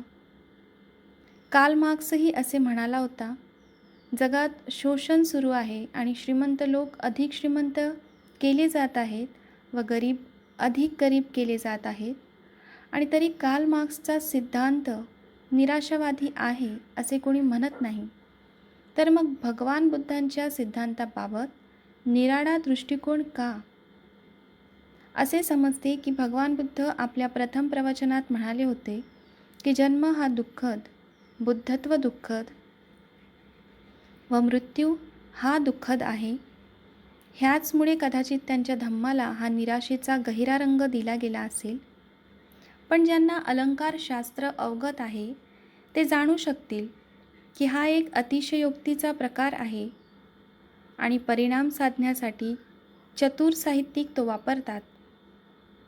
जन्म हा दुःखद आहे ही अतिशयोक्ती आहे हे भगवान बुद्धांच्या एका प्रवचनाचा संदर्भ देऊन सिद्ध करता येईल की ज्यात त्यांनी सांगितले आहे की मानवजन्म ही एक अमोल वस्तू आहे. आणि शिवाय भगवान बुद्धांनी दुःखाचा नुस्तर उल्लेख केला असता तर हा आरोप मान्य होऊ शकला असता. पण भगवान बुद्धांच्या दुसऱ्या आर्य सत्यात दुःखाचा नाश केला पाहिजे ह्यावर विशेष भर देण्यात आला आहे. दुःखाचा नाश करण्याच्या कर्तव्यावर भर देण्यासाठीच त्यांना दुःखाचे अस्तित्व सांगावे लागले. दुःख नाहीसे करावे ह्या गोष्टीला भगवान बुद्धांनी फार महत्त्व दिले आहे. कपिलाने दुःखाचे फक्त अस्तित्व जाहीर करून त्याविषयी अधिक काही स्पष्ट केले नाही असे जेव्हा त्यांना आढळले तेव्हा असंतुष्ट होऊन त्यांनी आलार कालाम मुनीचा आश्रम सोडला. मग हा धम्म निराशावादी आहे असे कसे म्हणता येईल? दुःखाचा नाश करण्यास जो उत्सुक आहे असा गुरूवर निराशावादाचा आरोप करता येत नाही. आत्मा आणि पुनर्जन्म तत्वांचे टीकाकार. भगवान बुद्धांनी सांगितले की आत्मा नाही, त्यांनी सांगितले की पुनर्जन्म आहे. ज्यांना भगवान बुद्धांच्या ह्या दोन तत्वांची शिकवण परस्पर विरोधी वाटली असे टीकाकार कमी नव्हते. ते म्हणाले, जर आत्मा नसेल तर पुनर्जन्म कसा असू शकेल? ह्यात परस्पर विरोध नाही. आत्मा नसला तरी पुनर्जन्म असू शकतो. आंब्याची कोय असते, कोयीतून आंब्याचा वृक्ष निर्माण होतो. आंब्याच्या वृक्षाला आंब्याचीच फळं येतात. हा आंब्याचा पुनर्जन्म आहे. पण इथे आत्म्याचे अस्तित्व नाही, म्हणजे आत्मा नसला तरी पुनर्जन्म असू शकतो. विनाशवादी असल्याबद्दल टीका. एकदा श्रावस्तीतील जेतवनात भगवान बुद्धांचे वास्तव्य होते तेव्हा त्यांना असे सांगण्यात आले होते की अरिष्ट नावाचा एक भिक्खू जी तथागतांची मते नाहीत ती त्यांची मते आहेत असे मानित आहे.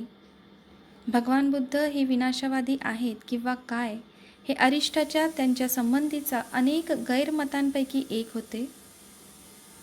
तथागतांनी अरिष्टाला पाचारण केले. अरिष्ट आला, त्यांना विचारल्यावर तो गप्प बसला. तेव्हा तथागतांनी त्याला सांगितले, काही श्रमण ब्राह्मण चुकीने, गैरतऱ्हेने, खोटेपणाने सत्याला झुगारून मी विनाशवादी असल्याचा आरोप करतात आणि विच्छेदाची, प्राणिमात्रांच्या समूळ नाशाची शिकवण देतो असा मजवर दोषारोप करतात. मी असा मुळीच नाही आणि माझी अशी शिकवणही नाही.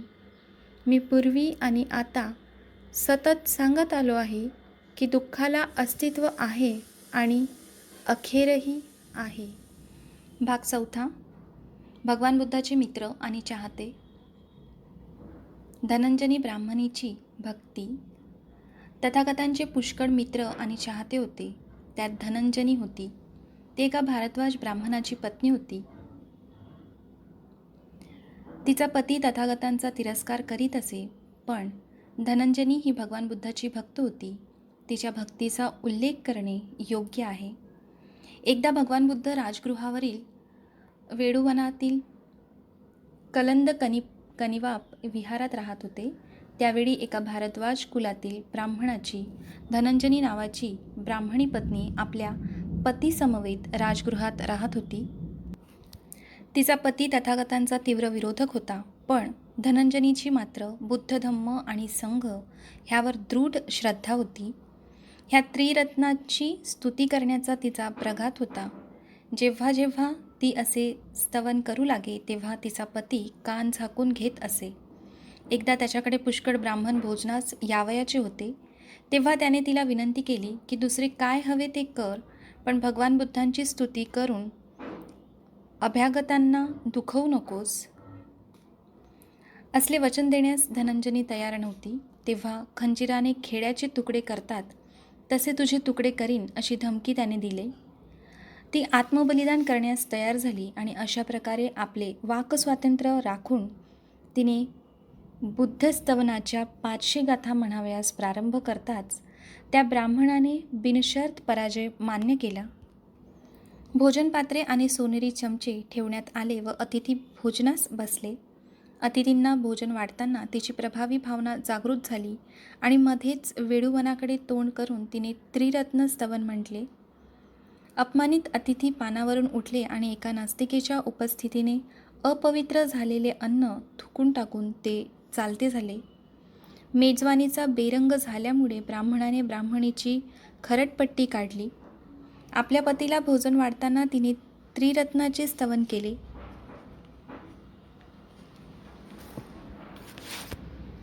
बुद्धांना वंदन असो, धम्माला वंदन असो, संघाला वंदन असो. तिने असे श्रवण केल्यावर भारद्वाज ब्राह्मणास फार राग आला व तो म्हणाला, चांडाळ, प्रत्येक वेळी त्या बोडक्या बैलगड्याची स्तुती गात असतेस. थांब, तुझ्या त्या गुरुला जाऊन चांगला धडा शिकवतो. धनंजनी म्हणाली, हे ब्राह्मणा, सदैव समार सब्रह्म अशा ह्या लोकात त्या अर्हत सम्यक संबुद्ध तथागतांना अशा तऱ्हेने बोलू शकेल असा कोणी श्रमण ब्राह्मण, देव अथवा पुरुष असेल असे मला वाटत नाही. तरीसुद्धा हे ब्राह्मणा, तू त्यांच्याकडे जा, म्हणजे तुला समजेलच. तेव्हा तो गांजलेला व अप्रसन्न झालेला ब्राह्मण तथागतांचा शोध घेण्यास निघाला. त्यांच्यासमोर आल्यावर त्याने मित्रत्वाने व विनयशीलतेने त्यांना अभिवादन केले व कुशलाची पृच्छा करून तो एका बाजूला बसला. अशा रीतीने बसल्यावर त्याने तथागतांना पुढील प्रश्न विचारले. सुखी जीवनासाठी कशाची हत्या करावी? अधिक रडावे लागू नये म्हणून कशाची हिंसा करावी? गौतमा, असे काय आहे की ज्याच्या हत्येने तू सर्वात अधिक समर्थन करतोस? तथागतांनी उत्तर दिले, सुखप्रद जीवासाठी क्रोधाची हत्या केली पाहिजे. अधिक रडावे लागू नये यासाठी क्रोधाची हिंसा केली पाहिजे. हे ब्राह्मण, ज्यांचे मूळ विषारी आहे, ज्यांची परिणती संतापात आहे आणि ज्यात प्राणघातकी माधुर्य आहे, अशा क्रोधाची श्रेष्ठजनांनी अशा प्रकारच्या हिंसेची प्रशंसा केली आहे. भविष्यकाळात अधिक शोक करावा लागू नये म्हणून त्या क्रोधाची तू हिंसा कर. तथागतांच्या ह्या उत्तराचे महत्त्व जाणून तो भारद्वाज ब्राह्मण म्हणाला, भगवान, खरोखर अद्भुत. जशी पडलेली वस्तू कोणी उभी करावी किंवा जे प्रच्छन्न आहे ते प्रकट करावे अथवा मार्गभ्रष्टाला योग्य मार्ग दाखवावा किंवा ज्यांना नेत्र आहेत त्यांना बाह्य वस्तू दिसाव्यात म्हणून अंधारात दीप प्रज्वलित करावा, तसा नाना प्रकारांनी भगवान बुद्धांनी आपला सद्धर्म मला सांगितला आहे. भगवान, मी बुद्ध, धम्म, संघ ह्या खरोखर अद्भुतांचा आश्रय स्वीकारतो. मी गृहस्थश्रमाचा त्याग करून परिवर्जित होण्याची इच्छा व्यक्त करतो. अशा प्रकारे धनंजनीच केवळ भगवान बुद्धांची भक्त राहिली नाही, तिने आपल्या पतीलाही भगवान बुद्धांचा भक्त बनविले. विशाखेची दृढ श्रद्धा. अंग देशातील भद्य नगरीत विशाखा जन्मली होती. तिच्या पित्याचे नाव धनंजय आणि मातेचे नाव सुमना होते. एकदा सेल ब्राह्मणाच्या निमंत्रणावरून पुष्कळ भिक्खूंसह तथागत भद्य नगरात गेले. विशाखा ही त्या ब्राह्मणाची नात असून ती त्यावेळी 7 वर्षांची होती. जरी विशाखाचे वय केवळ 7 वर्षांचे होते तरी तिने आपले पितामह मेंढक याचकडे भगवान बुद्धांच्या दर्शनाची इच्छा प्रकट केली. मेंढकाने तिला अनुज्ञा देऊन 500 सहचारिणी, 500 दासी व 500 रथ सोबत देऊन बुद्धांच्या दर्शनासाठी तिला पाठवले. आपला रथ काही अंतरावर थांबवून ती भगवान बुद्धाजवळ पायीच गेली. भगवान बुद्धांनी तिला धर्मोपदेश केला आणि ती त्यांची उपासिका बनली. त्यानंतरच्या पंधरवाड्यात मेंढकाने भगवान बुद्ध व त्यांचे अनुयायी ह्यांना दररोज आमंत्रित करून भोजन दिले.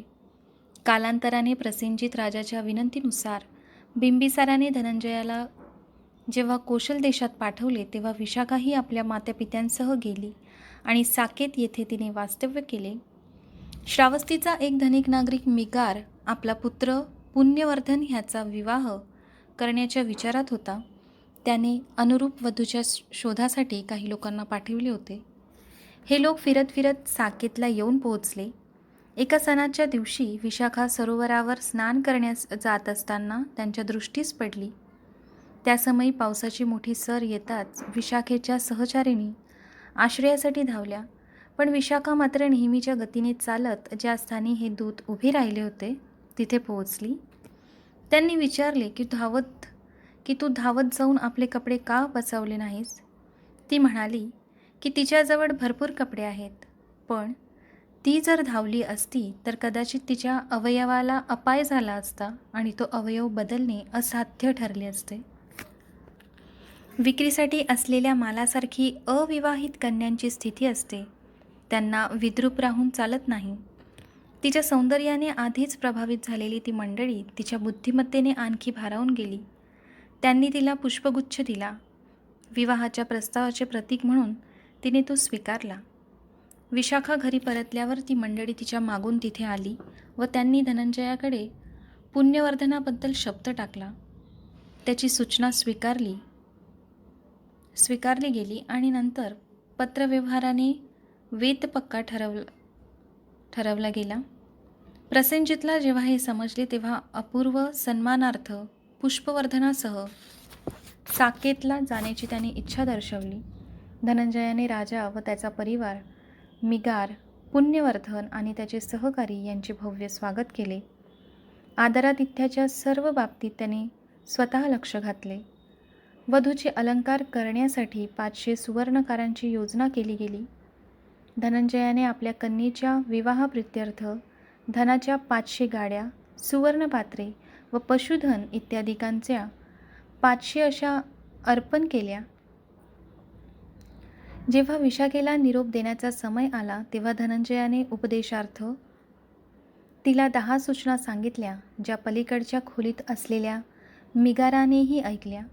ह्या सूचना अशा होत्या: घरातील अग्नी बाहेर न देणे, बाहेरचा अग्नी घरात येऊ न देणे, जो कोणी परत काही देईल त्यालाच काही देणे, जो कोणी देणार नाही त्याला काही न देणे, जो देईल त्यांना देणे आणि न देईल त्याला देणे, प्रसन्नतापूर्वक बसणे, प्रसन्नतापूर्वक खाणे पिणे, अग्नी प्रज्वलित राहील अशी खबरदारी घेणे आणि गृहदेवतांना आदर दर्शविणे. दुसऱ्या दिवशी धनंजयाने आपल्या कन्येच्या पुरस्कारार्थ 8 गृहस्थाची नियुक्ती केली. तिच्यावर कसला आरोप आला तर त्याची चौकशी करण्याचे काम त्यांच्यावर सोपविले गेले. आपली सून श्रावस्तीच्या जनतेने पाहावी अशी मिगाराची इच्छा होती. आपल्या रथात उभी राहून विशाखेने जेव्हा श्रावस्तीत प्रवेश केला तेव्हा रस्त्याच्या दुतर्फा जनता उभी होती. जनतेने विशाखावर उपहारांचा वर्षाव केला, पण तिने त्या सर्व वस्तू जनतेत वाटून टाकल्या. मिगार निगंठांचा उपासक होता. विशाखा घरी आल्यावर लवकरच त्याने निगंठांना पाचारण केले आणि त्याचे स्वागत करण्यास तिला सांगितले, पण त्यांची नग्नावस्था पाहून तिला घृणा आली आणि तिने त्यांचा सन्मान करण्याचे नकारले. निगंठांनी हट्ट धरला की तिला परत पाठवून द्यावे, पण मिगाराने कालहरण करण्याचे योजिले. एके दिवशी मिगार भोजनास बसला होता व विशाखा त्याला पंख्याने वारा घालीत होती. इतक्यात घराबाहेर एक भिक्खू उभा असल्याचे तिच्या दृष्टोत्पत्तीस आले. मिगाराची त्याच्याकडे नजर जावी म्हणून विशाखा बाजूला झाली, पण भिक्खूकडे न पाहता मिगाराने भोजन सुरू ठेवले. हे पाहताच विशाखा त्या भिक्खूला बोलली, कृपा करून पुढे जा, माझ्याकडे शिळे अन्न खात आहेत. मिगाराला राग आला. त्याने तिला माघारी पाठवण्याची धमकी दिली, पण तिच्या विनंतीनुसार ही बाब त्या अष्टपंचासमोर मांडण्याचे मान्य केले. त्यांनी तिच्याविरुद्ध केलेल्या सर्व आरोपाची चौकशी केली गेली आणि तिला दोषमुक्त ठरविले. त्यावर विशाखेने आज्ञा दिली की तिला माहेरी पाठवण्याची सिद्धता केली जावी. मिगार आणि त्याच्या पत्नीने त्यावर तिची क्षमा मागितली. भगवान बुद्ध आणि त्यांचा भिक्खू परिवार ह्यांना आमंत्रण दिले गेले. अशी अट घालून विशाखेने त्यांना क्षमा केली. त्याने तसे केले, पण निगंठांच्या दडपणामुळे सरबराई करण्याचे काम त्यांनी विशाखेवर सोपविले व फक्त भोजनाच्या अखेरीस होणारे भगवान बुद्धांचे प्रवचन पडद्याआडून श्रवण करण्यास मान्यता दिली. पण प्रवचनाचा प्रभाव त्याचवर एवढा पडला की तो उपासक बनला. विशाखेबद्दल त्याला असीम कृतज्ञता वाटली. ह्यानंतर तो तिला मातेसमान मानू लागला आणि त्याप्रमाणे तिचा आदर सत्कार करू लागला. ह्यानंतर तिला मिगार माता असे संबोधण्यात येऊ लागले. अशा रीतीची विशाखेची दृढ श्रद्धा होती. मल्लिकेची श्रद्धा. एकदा जेव्हा भगवान बुद्ध श्रावस्तीच्या जेतवनात आराम करीत राहिले होते तेव्हा एका गृहस्थाचा एकुलता एक प्रिय पुत्र निधन पावला. ह्यामुळे त्या गृहस्थाने आपला व्यवसाय व खाणेपिणे सोडून दिले. तो दररोज स्मशानभूमीत जाई आणि मोठमोठ्याने विलाप करी, हे लाडक्या मुला, तू कुठे आहेस, तू कुठे आहेस. तो शोकग्रस्त पिता भगवान बुद्धांकडे आला व अभिवादन करून एकीकडे बसला. शून्यमनस्क, निर्विकार व आगमनाचे प्रयोजन न जाणणाऱ्या त्याच्या अवस्थेकडे पाहून तथागत त्याला म्हणाले, तुझी अवस्था ठीक नाही, तुझे मनही अस्थिर नाही. माझा एकुलता एक लाडका पुत्र मरण पावला असता माझे चित्त कसे स्थिर राहू शकेल. होय सद्गृहस्था, आपले प्रियजन दुःख, शोक, वेदना, व्यथा व कष्ट ह्यास कारणीभूत होतात. तो गृहस्थ रागावून बोलला, असे कोण म्हणू शकतो. छे छे, आपले प्रियजन आपल्याला आनंद आणि सुख देतात. आणि असे बोलून भगवान बुद्धांच्या शब्दांचा धिक्कार करून तो रागाने उठला आणि निघून गेला. जवळपास काही जुगारी खेळत होते. तो गृहस्थ त्यांच्याकडे गेला आणि श्रमण गौतमास आपली शोककथा आपण कशी सांगितली त्यांनी त्यावर काय उत्तर दिले व आपण रागाने तिथून कसे निघालो हे त्यांना निवेदन केले. जुगारी म्हणाले, तुमचे म्हणणे बरोबर आहे. आपले प्रियजन हे आपल्या आनंदाचे व सुखाचे उगमस्थान आहेत.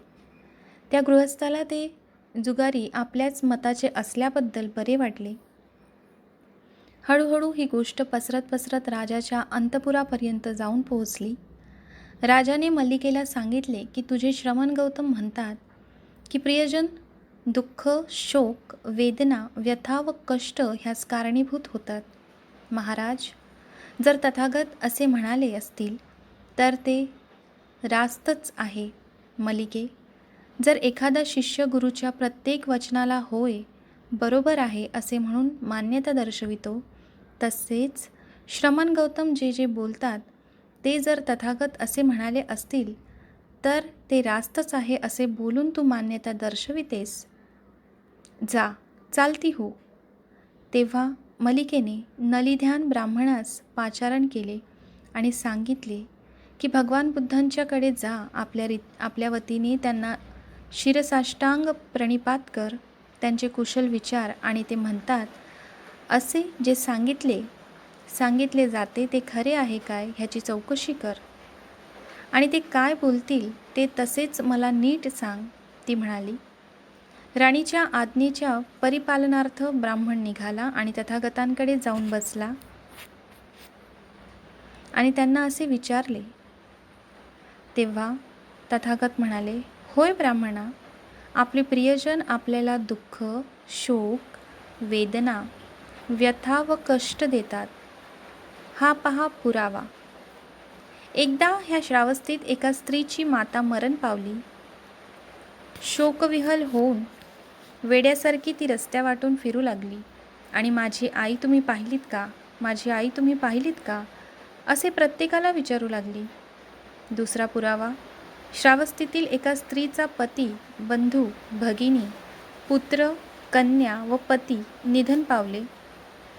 शोकविगलन होऊन वेड्यासारखी ती गल्लोगल्ली भटकायला लागली आणि आपले प्रियजन कुणी पाहिले का असे प्रत्येकाला विचारू लागली. तिसरा पुरावा म्हणजे श्रावस्तीतील एका गृहस्थाची माता, पिता, बंधू, भगिनी, पुत्र, कन्या व पत्नी निधन पावली. ती सुद्धा वेड्यासारखी गल्लोगल्ली रस्तोरस्ती भटकू लागली आणि आपले प्रियजन कुणी पाहिले का असे प्रत्येकाला विचारू लागले. आणखी एक पुरावा, श्रावस्तीतील एक स्त्री आपल्या माहेरी गेली. तिच्या घरची मंडळी पतीपासून तिला विभक्त करून तिला न आवडणाऱ्या दुसऱ्या एकाबरोबर तिचा विवाह करून देण्याच्या विचारात होती. तिने आपल्या पतीस हे सांगितल्यावर त्याने तिच्या देहाचे 2 तुकडे केले आणि मग स्वतः आत्महत्या केली, जेणेकरून त्या दोघांचे एकत्र निधन व्हावे. नलिध्यान ब्राह्मणाने हे सर्व राणीला यथातथ्य कथन केले. तदनंतर राणी राजाकडे गेली आणि म्हणाली, आपली एकुलती एक कन्या वजिरा आपणास प्रिय आहे काय? होय, प्रिय आहे, राजाने उत्तर दिले. आपल्या लाडक्या वजिराला काही झाले तर आपणाला दुःख होईल की नाही? जर तिला काही झाले तर माझ्या जीवनावर त्याचा फार परिणाम होईल. महाराज, मी आपणास प्रिय आहे काय? मल्लिकेने विचारले. होय, प्रिय आहेस. मला जर काही झाले तर आपणास दुःख होईल की नाही? जर तुला काही झाले तर माझ्या जीवनावर त्याचा फार परिणाम होईल. महाराज, नागरिक आपणास प्रिय आहेत काय? होय, राजाने उत्तर दिले. जर त्यांना काही झाले तर आपणास दुःख होईल की नाही? जर त्यांना काही झाले तर त्याचा घोर परिणाम होईल. आणखी निराळे कसे बरे ग? तर मग तथागत ह्याशिवाय निराळे काही बोलले का? नाही मल्लिके. राजाला पश्चाताप होऊन तो असे बोलला. गर्भवती मातेची तीव्र अभिलाषा. एकदा भगवान बुद्ध भग्गदेशी भेसकला वनातील सुसुमार पर्वतावरील मृग उपवनात राहत होते. राजकुमार बोधीचा पद्म नामक प्रसाद त्यावेळी नुकताच तयार झाला होता. पण त्यात श्रमण ब्राह्मणाचे किंवा कुणा दुसऱ्याचे वास्तव्य झाले नव्हते. राजकुमाराने संकीकपुत्त नामक ब्राह्मणाला सांगितले, तथागतांकडे जा, माझ्यातर्फे त्यांना अभिवादन कर, त्यांचे कुशलवृत्त विचार आणि भिक्खुसंघासह त्यांना भोजनाचे आमंत्रण दे. निमंत्रण भगवान बुद्धांना दिले गेले. मौनाद्वारे त्यांनी मान्यता दर्शवली आणि हे वृत्त राजकुमाराला निवेदन केले गेले. रात्र झाल्यावर राजकुमाराने आपल्या पद्म नावाच्या प्रसादात उत्तम भोजन सिद्ध केले आणि प्रसादाच्या पायऱ्यावर शुभ्रवस्त्र आच्छादित करून सर्व सिद्धता असल्याचे वर्तमान भगवान बुद्धास कळविण्यास त्या तरुण ब्राह्मणास सांगितले. तसे केल्यावर लवकरच तथागत चीवर परिधान करून भिक्षापात्र हातात घेऊन प्रसादापाशी आले. तिथे दरवाजापाशी राजकुमार त्यांची प्रतीक्षा करीत उभा होता. तथागत येताना पाहून राजकुमार त्यांना समोर गेला आणि अभिवादन करून त्यांच्या परिवारास प्रसादाकडे परतला. पायऱ्यांच्या पायथ्याशी तथागत निस्तब्धपणे उभे राहिले. राजकुमार बोलला, तथागतांनी बिछाईतीवर पदार्पण करण्याची कृपा करावी. कृपा करून तथागतांनी माझ्या विनंतीप्रमाणे करावे, म्हणजे ते मला चिरकाल हितावह होईल. पण तथागत निस्तब्धपणे उभे राहिले. पुन्हा एकदा राजकुमाराने त्यांना विनंती केली आणि तरी तथागत स्तब्धच उभे राहिले. तिसऱ्यांदा त्याने विनंती केली आणि मग तथागतांनी आनंदाकडे दृष्टिक्षेप टाकला. अडचण काय होती ते आनंद समजला आणि त्याने पायऱ्यांच्यावरचे आच्छादन गुंडाळून ठेवावे असे त्याने सांगितले. आपल्या अनुयायांचा विचार करता तथागत त्या वस्त्रावर पाय ठेवतील असे शक्य नव्हते. राजकुमाराने ते वस्त्राच्छादन गुंडाळून ठेवण्याची आज्ञा केली व प्रसादाच्या वरच्या मजल्यावर आसनाची सिद्धता करण्यास सांगितले. तथागत भिक्खुसंघासहित पायऱ्या चढून वर गेले आणि त्यांच्यासाठी सिद्ध केलेल्या आसनावर स्थानापन्न झाले. राजकुमाराने आपण स्वतः तथागत आणि भिक्खुसंघास यथेच्छ भोजन वाढले. तथागतांचे भोजन समाप्त झाल्यावर राजकुमार बोधी एका बाजूस आसनावर बसला आणि त्यांना म्हणाला, भगवान, मला वाटते की सुखद साधनांनी नव्हे तर अप्रिय साधनांनीच खरे कल्याण प्राप्त केले पाहिजे. तथागत म्हणाले, राजकुमारा, फार पूर्वी जेव्हा मला संबोधी प्राप्त झाली नव्हती तेव्हा तुझ्यासारखेच माझे मत होते. त्यावेळी मी अगदी तरुण होतो. माझे केस काळेभोर आणि भरदार होते आणि तारुण्याच्या ऐन बहरात मात्यापित्यांच्या इच्छेविरुद्ध त्यांच्या दुःखशोकाला न जुमानता मी केस व दाढी कापून पीतवस्त्र परिधान करून संसाराचा त्याग करून गृहीण संन्यास पत्करला. सत्यान्वेषण करण्यासाठी आणि अनुपम शांतीचा मार्ग शोधण्यासाठी मी संन्यास पत्करला. पण आता माझे मन निराळे झाले आहे.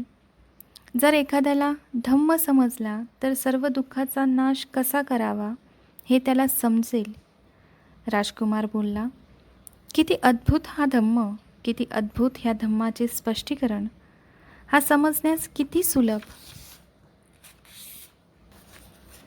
तेव्हा तरुण ब्राह्मण सांकीक पुत्त राजकुमाराला म्हणाला, राजकुमार, आपण हे मान्य केलेत खरे, पण आपण बुद्ध, धम्म आणि संघ यांचा आश्रय ग्रहण करण्याची तयारी दर्शवली नाही. असे म्हणू नकोस मित्रा, असे म्हणू नकोस. राजकुमार बोलला, कारण मी माझ्या मातेकडून असे ऐकले आहे की ज्यावेळी भगवान बुद्ध कोसंबीच्या घोसीतारामात राहत होते त्यावेळी गर्भवती अवस्थेत ती त्यांच्याकडे गेली व त्यांना अभिवादन करून त्यांच्याजवळ एका बाजूस बसली. ती त्यांना म्हणाली की पुत्र अथवा कन्या जो काही गर्भ माझ्या उदरात ह्या क्षणी आहे तो अजात गर्भ बुद्ध, धम्म आणि संघ ह्यांचा आश्रय स्वीकारित आहे. भगवान बुद्धांनी अनुग्रह करून त्या गर्भाला यावत जीव आपला शरणागत उपासक म्हणून स्वीकारावे. आणखी एकदा भगवान बुद्ध ह्या भग्ग देशातच सुसुमार पर्वतावरील भेसकलावनात राहत होते. माझ्या दाईने मला त्यावेळी तथागतांकडे नेले आणि त्यांच्यासमोर उभी राहून ती म्हणाली, हा राजकुमार बोधी, बुद्ध, धम्म आणि संघ ह्यांचा आश्रय स्वीकारित आहे. आता मी स्वतः तिसऱ्या वेळी आश्रय स्वीकारत आहे आणि तथागतांना विनंती करत आहे की मला उपासक म्हणून त्यांनी स्वीकृत करून घ्यावे. केनियाचे स्वागत. आपण येथे सेल नावाचा एक ब्राह्मण राहत होता. तो 3 वेदात पारंगत होता, तसेच व्याख्यासहित कर्मकांडाचा पंडित, शब्दशास्त्र व 5वी विद्या जो इतिहास त्यात निष्णात होता. तो व्याकरण जाणत असे. कूटतर्कशास्त्र तसेच महापुरुषांची लक्षणे ओळखणे ह्यातही तज्ज्ञ होता. त्यांच्यापाशी 300 तरुण ब्राह्मण होते, ज्यांना तो वेदमंत्र शिकवत असे. केनिया नावाचा अग्निपूजक ब्राह्मण ह्या सेलसचा अनुयायी होता. आपल्या 300 शिष्यांसह सेल त्याच्याकडे गेला. त्यावेळी तिथे अग्निपूजक निरनिराळ्या उपक्रमात व्यग्र होते व स्वतः केनीय मेजवानीची खास व्यवस्था करण्यात गुंतला होता. ते पाहताच ब्राह्मण केनियाला म्हणाला, हे सर्व काय चालले आहे? ही विवाह भोजनाची तयारी आहे की यज्ञाची सिद्धता? मगध नरेश बिंबिसार सहपरिवार उदयिक भोजनास येणार आहेत की काय? सेल, ही विवाह भोजनाची तयारी नाही किंवा राजाच्या मेजवानीचीही नाही, पण मी एक मोठा यज्ञ आयोजिला आहे. कारण श्रमण गौतम आपल्या भिक्षाटन यात्रेत 1250 भिक्खूंसह आपन्न येथे आले आहेत. श्रमण गौतमाच्या बाबतीत अशी कीर्ती प्रस्तुत आहे की ते सम्यक संबुद्ध आहेत. त्यांनाच भिक्खुसंघासह मी भोजनास निमंत्रण दिले आहे. ही जी मेजवानीची सिद्धता दिसते आहे ती त्यांच्यासाठी आहे. सेल म्हणाला, केनिय, तू त्यांना सम्यक संबुद्ध असे संबोधिलेस काय? होय, केनिय बोलला. केनिय, तू खरोखरच असे म्हणालास? होय, मी तसे म्हणालो. राजा प्रसेनजितची स्तुती. एकदा भगवान बुद्ध श्रावस्तीत अनाथपिंडिकाच्या जेतवनात आराम करत होते. त्यावेळी कौशल नरेश प्रसेनजित एका लुटपूटच्या युद्धात विजय मिळवून आपला हेतू साध्य करून परतला होता. उद्यानाजवळ पोहोचल्यावर तो तिथे वळला. जिथपर्यंत रथ जाऊ शकत होता तिथपर्यंत रथातून जाऊन नंतर पुढे तो पायाने उद्यानात चालत गेला. त्यावेळी काही भिक्खू खुल्या हवेत शतपावली करीत होते. कौशल नरेश प्रसेनजित त्या भिक्खूंकडे गेला आणि म्हणाला, भंते, ह्या समयी अर्हत सम्यक संबुद्ध तथागत भगवान बुद्ध कोणत्या स्थळी आहेत? मी त्यांचे दर्शन घेऊ इच्छितो. महाराज, त्यांचा निवास पलीकडे आहे. दरवाजा बंद आहे. आपण न घाबरता शांतपणे तिकडे जा. वरांड्यात प्रवेश करा. खाकरल्यासारखे करा व दरवाजाची कडी वाजवा. तथागत दरवाजा उघडतील. त्यांनी सांगितल्याप्रमाणे राजा प्रसेनजित त्या निवासात गेला व त्याने दरवाजाची कडी वाजवली. तथागतांनी दार उघडले. मग प्रसेनजितने निवासात प्रवेश केला आणि तथागतांना त्याने शिरसाष्टांग वंदन केले. त्यांच्या पदकमलांचे चुंबन घेतले व हातांनी ते स्पर्शिले आणि आपल्या आगमनाची सूचना दिली. भगवान, मी कौशल नरेश प्रसेनजित आलो आहे. भगवान बुद्धांनी विचारले, पण महाराज, ह्या देहात असे काय वैशिष्ट्य आहे की आपण इतक्या गाढ मानवतेने ह्या देहास भावपूर्ण वंदन करीत आहात?